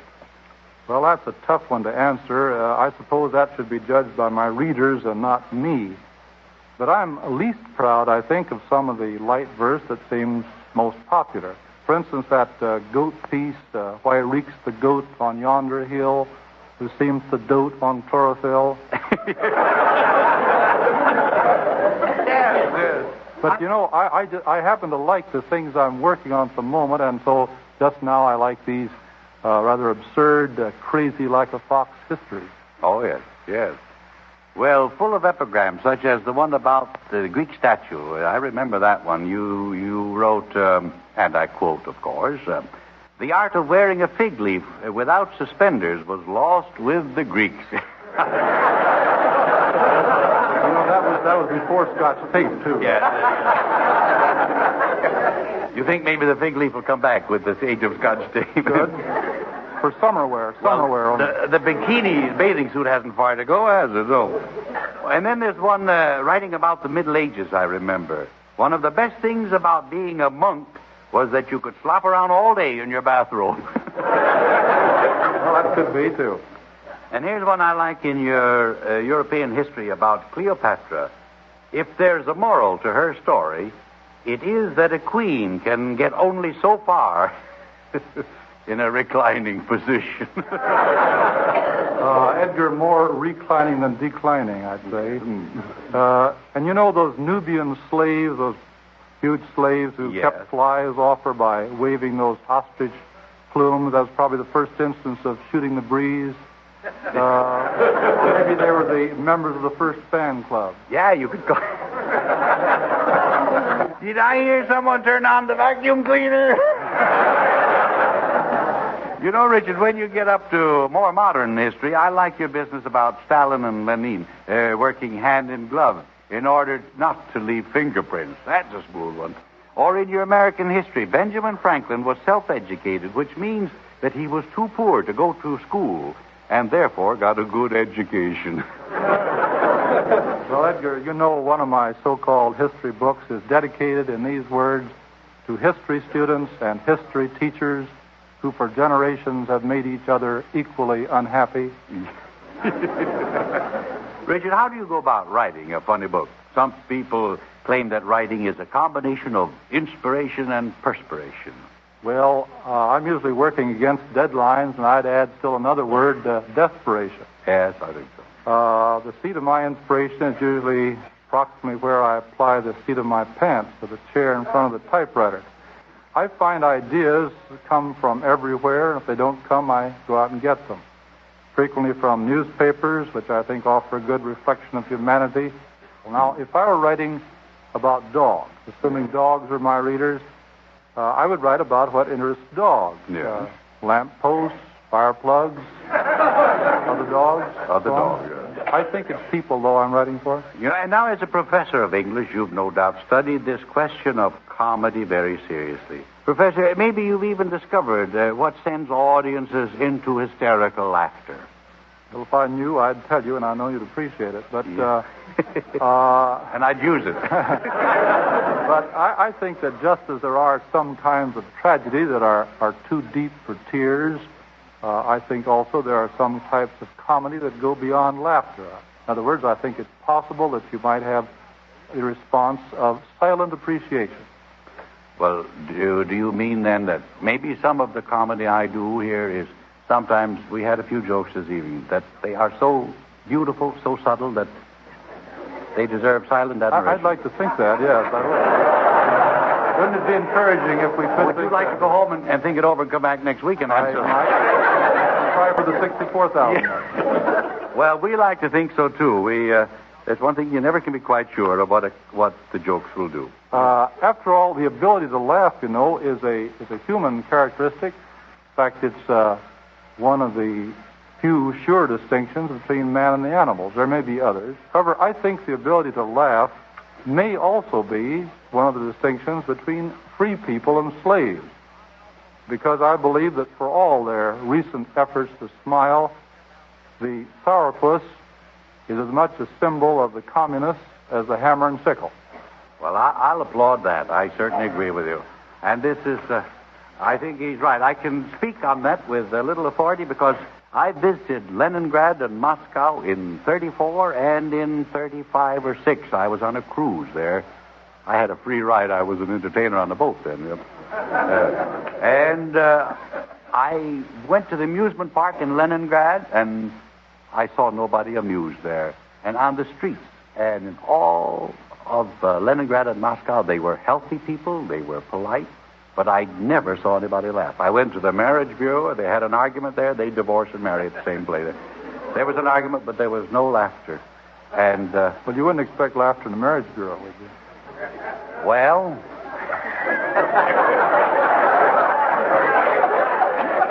There's a lot of answers for that, but there few that we can give. Well, now, Richard Armour, author of It All Started with Europa and many other books, thank you for being with us this evening and giving us both the serious and the light side of this very important business of being funny. Thank you again, and good night. Thank you, Edgar, and good night to you.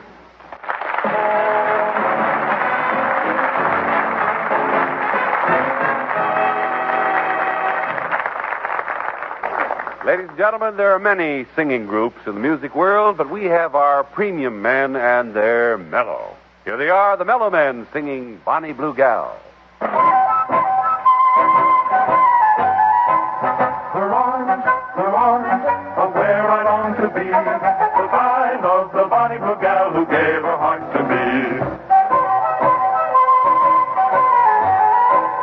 I found a little honey who thrills me through and through.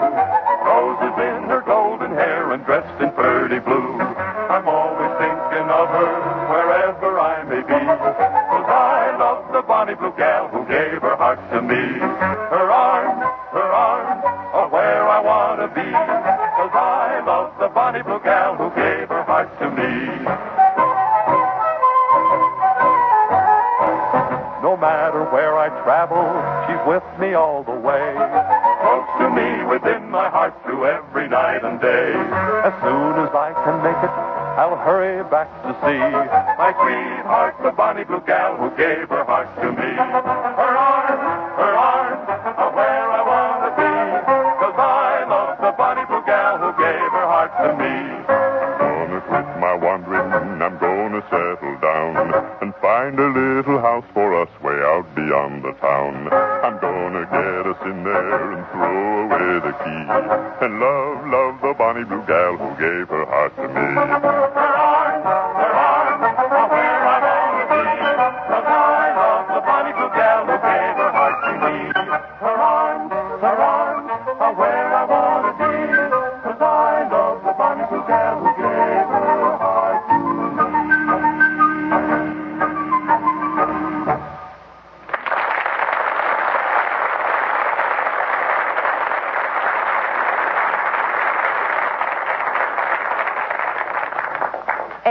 nasal spray? Yes. With an antibiotic? Yes. Super Anahist Antibiotic Nasal Spray. It opens up your stopped-up nose, dries up runny nose, relieves head cold miseries fast, lets you breathe again fast. It's the only nasal spray in the world with Fonzide, the amazing discovery that actually melts away mucus, stops gagging and coughing of postnasal drip, plus a special antibiotic ingredient that kills on contact dangerous germs known to cause nasal distress. Use Super Anahist Antibiotic Nasal Spray as directed. Safe for the entire family. For nasal distress, get Super Anahist Antibiotic Nasal Spray today. Mothers, here's a great chest rub improvement. Super Anahist Rub, an amazing new combination of 4 ingredients so deep penetrating you can see it work. Super Anahist Rub brings a healthy red glow to the skin as it stimulates circulation, helps loosen phlegm, break up bronchial congestion of colds. Get Super Anahist Deep Penetrating Rub. Now for the informative and constructive portion of our program, Professor Kirkwood's Do-It-Yourself Department.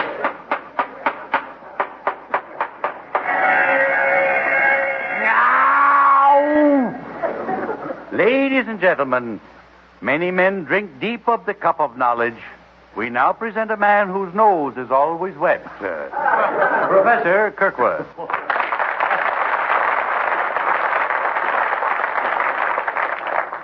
You. How are you tonight, Professor? Oh, I'm in fine shape, except for my jungle ailment. Oh, you have jungle ailment? Yes, one of my pink elephants stepped on me. Oh. Watch it, clumsy. Get away. Go on, beat it.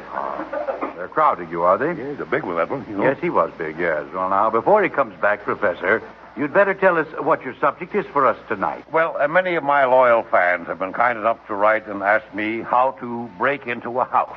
I see. So tonight I'm offering the Kirkwood Do-It-Yourself Housebreaking Kit.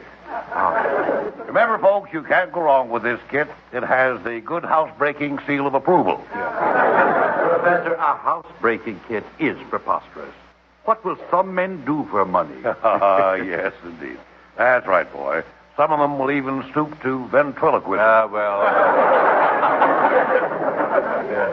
Now, Professor, to get back to your subject, I hope this isn't straining you. No, I don't think it will. I don't feel that we can advocate stealing on this show. We go pretty far, but this yes, is but a bit... Come now, boy. Own up.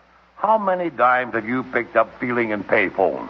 Well, How much of your silverware at home says Brown Derby on it? Well, Now, look me in the eye. How many jokes have you lifted? Well, That will do, Professor. To encourage housebreaking... Well, why are you making such a big case out of this? It goes on every day. Why, do you know that in this city there's a man robbed every 2 hours? Yeah, but look here, boy, how can he possibly afford it? Somebody must have stolen this boy's brain. And believe me, it was petty larceny. Professor, please, to get back to the subject. Well, I'm just trying to show you that taking things that don't belong to you is all the vogue these days. I can't believe that. Well, I'll prove it to you. After all, just look at all the women who are hooking rugs. Well, doctors are always taking your pulse. Yes, but And do they ever give it back? No. And what about plastic surgeons? Aren't they always lifting faces? No. The pains are coming back. This is awful, Professor. You are without a doubt the most unscrupulous, conniving, unprincipled, dishonest rogue I have ever met. Oh, please. No hero worship, please. I say, chaps, while we're on the subject, I was a hold-up man once. You, Ray? Yes. Oh, you see, my suspenders broke. Yes. I say, isn't that frightfully amusing? Ray, do you know what I like about you? No, what? Nothing. Now, to get back to you, Professor, have you always had these, shall we say, unusual tendencies? Oh, yes, that's right, boy. Why, even as a boy, I ran away with the circus. But they made me put it back. That was rather chintzy of them, wouldn't you? Yes. Professor, what would you say your first real job was? Oh, let me see now. My first real job was breaking into a woman's lingerie shop. Uh-huh. I tell you, that was quite an undertaking. I guess you'd say then that was your first slip. And I'm ashamed of myself for saying it. Me too. I say, did they send you up for a two-way stretch? Two-way stretch. Oh, I'd like to bustle you one right on the nose. Get back to the subject, old chap. Look, just what does your housebreaking kit contain? Oh, everything you need, boy. Uh-huh. First, it contains an almost new revolver I got from a widow. She'd only used it once.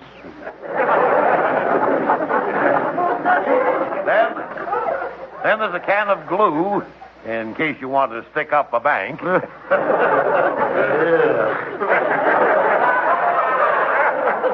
Then each of my kits contain a bottle of I.W. Harper. Mm-hmm. That's for the second-story man who wants to get higher. Yeah. Oh, those pains. Oh. You deserve them, too. Now, perhaps you'd better just show us one of your housebreaking kits. That's a good idea, boy. I got one right here on the table. Now, where is the cotton-picking thing? Well, how do you like that? What's the matter, Professor? Some sneaky, low-down, dirty crook stole it. Good night,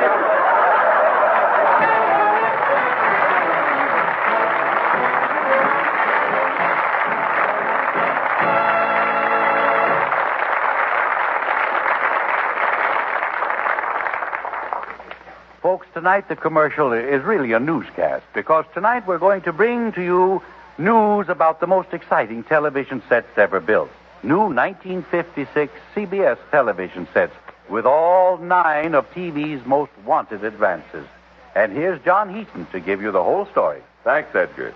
And folks, television has really taken a giant step.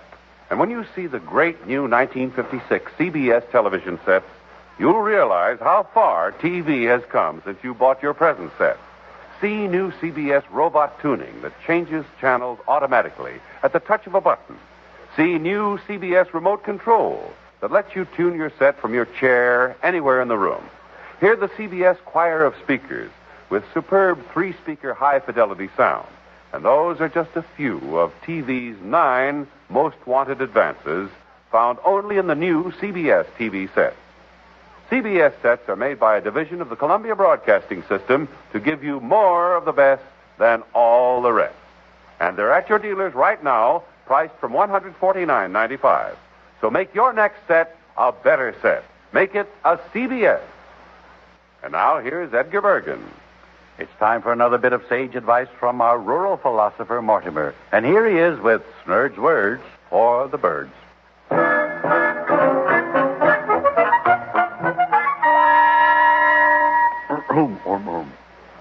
Nether, I say nether, let grass grow under your feet. It tickles. Thank you, Mortimer. And until next Sunday, good night, everyone.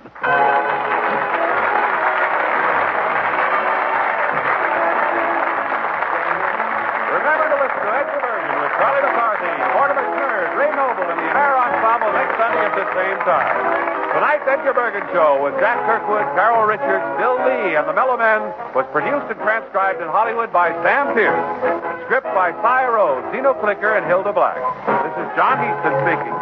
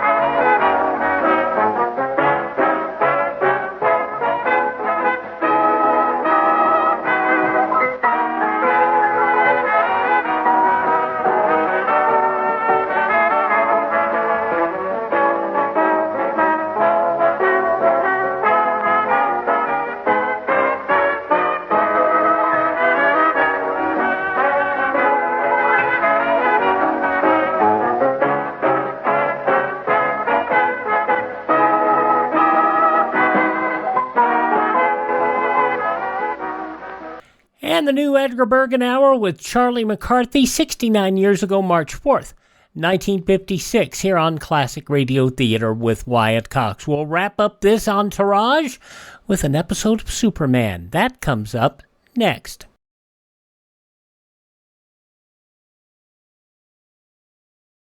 When the family is packing up to go on a vacation or maybe on an all-day trip to the beach, everyone's pretty busy.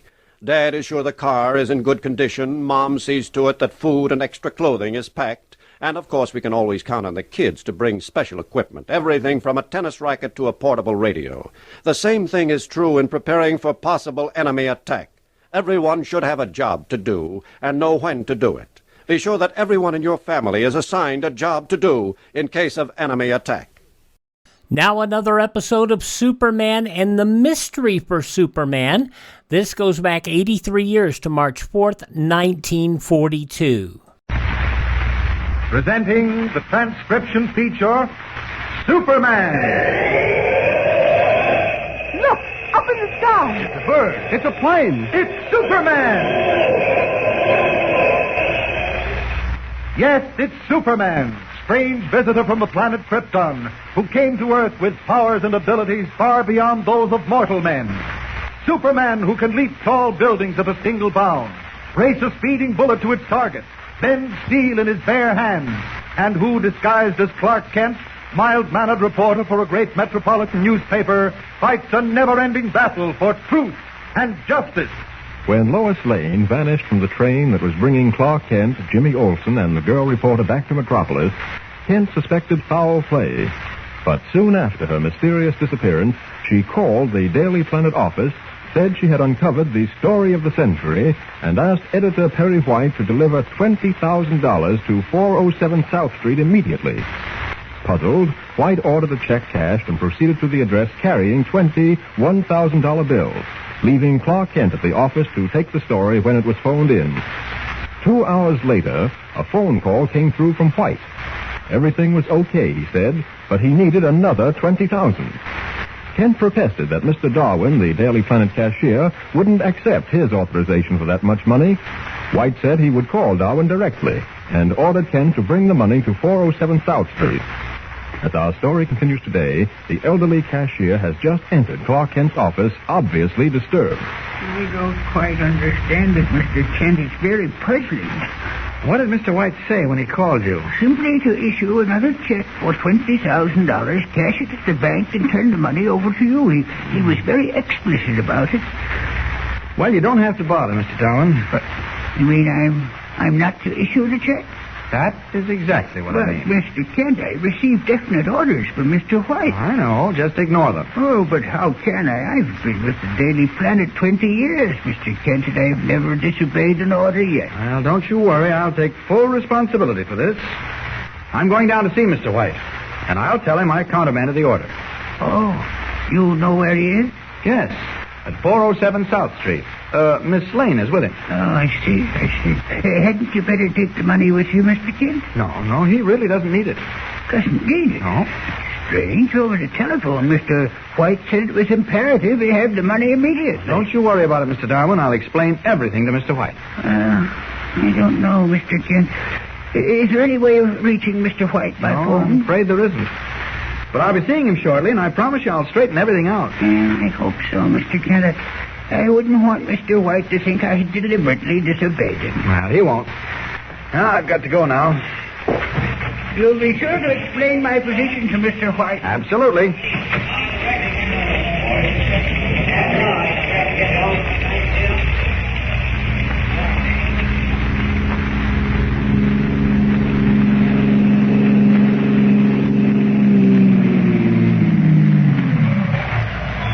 Yeah, that's 407, mister, over there, the house with the rumored sign. Oh, good. What do I owe you? 65. Okay, wait a minute. Here, you are. Yeah, thanks.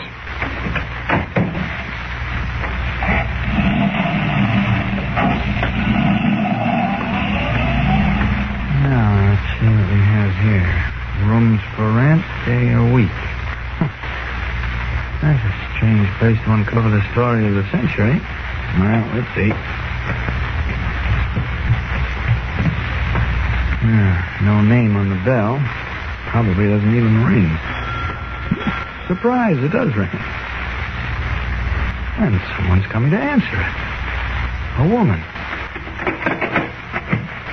How do you do? I have an appointment here with Mr. White. Oh, yes, come in, please. Thank you. You're Mr. Kent, aren't you? That's right. Won't you step into the parlor? Mr. White should be back any minute now. Oh, you mean he isn't here? No, but he'll be back shortly. He told me to ask you to wait. Oh, I see. Is Miss Lane here? Miss Lane? Yes. Oh, you mean the young lady from the newspaper? That's right. She's with Mr. White. Just have a seat and make yourself comfortable. Thank you. You'll find some magazines on the table. If you'll excuse me, I have a pie in the oven. Oh, that's all right. Go right ahead. I'm sure Mr. White won't be long. Thank you. Man, this is getting stranger by the moment. What sort of a place this is? Looks like a theatrical rooming house. Those signed pictures of actors and actresses on the wall. Great Scott. There's a telephone. Information told me there was no phone listed for this address.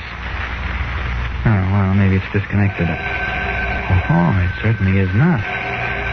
Maybe I'd better answer it. I thought I heard the telephone. Hello? Mrs. Walsh? Is Mr. Kent there? Just a moment. It's for you. I think it's Mr. White. Oh, thank you. Hello? Kent? Harry White. Well, where are you? I had to go out for a while. You got the money? Why, no, Oh, why not? Where is it? Well, you see, Mr. White, I thought... No, wait a minute. Look here, Kent. I give an order, I expect it to be carried out. Yes, I know, but... I called Darwin, and I told him... I know, Mr. White. Darwin wanted to give me the money, but I thought Now, wait a minute. I'll do all the thinking. I need that money, and I need it immediately. Well, I just thought I'll get back to the office.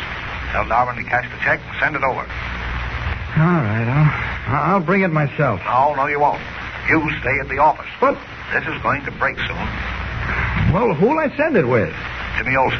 Oh, now, wait a minute, Mr. White. I don't want Jimmy carrying $20,000 in cash. Well, all right. Tell Darwin to bring it over. If I'm not there when he arrives, instruct him to give it to Mrs. Walsh. Who? Mrs. Walsh, the landlady. Oh. She answered the phone. Yeah, okay. Now, Kent, don't you waste any time. All right, I won't. Oh, Mr. White, is Lois with you? Yes, she is. Oh, well, may I speak with her? No, not now. Yeah, but She's busy. Now, get going, Kent. Get going. All right. Oh, Mrs. Walsh. Yes? May I see you a moment? Oh, are you leaving, Mr. Kent? Yes, it won't be necessary for me to wait for Mr. White. I see. An elderly gentleman will be delivering a package here within the hour. If Mr. White hasn't returned, will you please accept it? Yes, of course. Thank you very much. I'll open the door. Well, There. well, goodbye. Goodbye, Mr. Kent.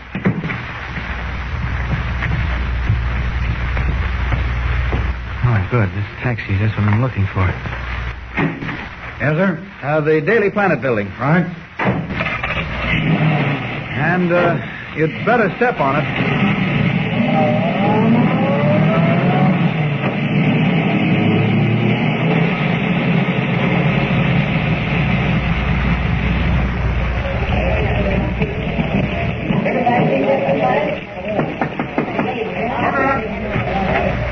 Oh, come in, Mr. Darwin.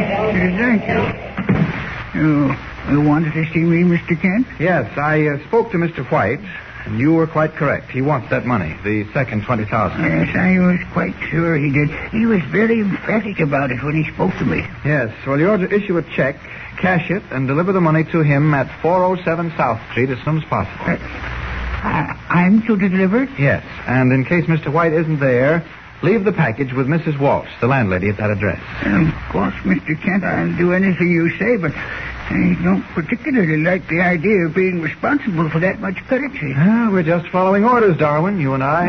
Yes, I suppose you're right.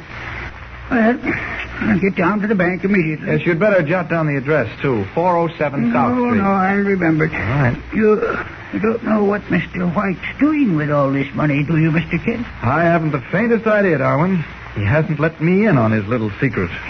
Certainly seems like a secret, doesn't it? Well, I'll be getting along. All right. Oh, if you see Mr. White, tell him I'll be waiting for his call, will you? All right, sir, I will. Thanks.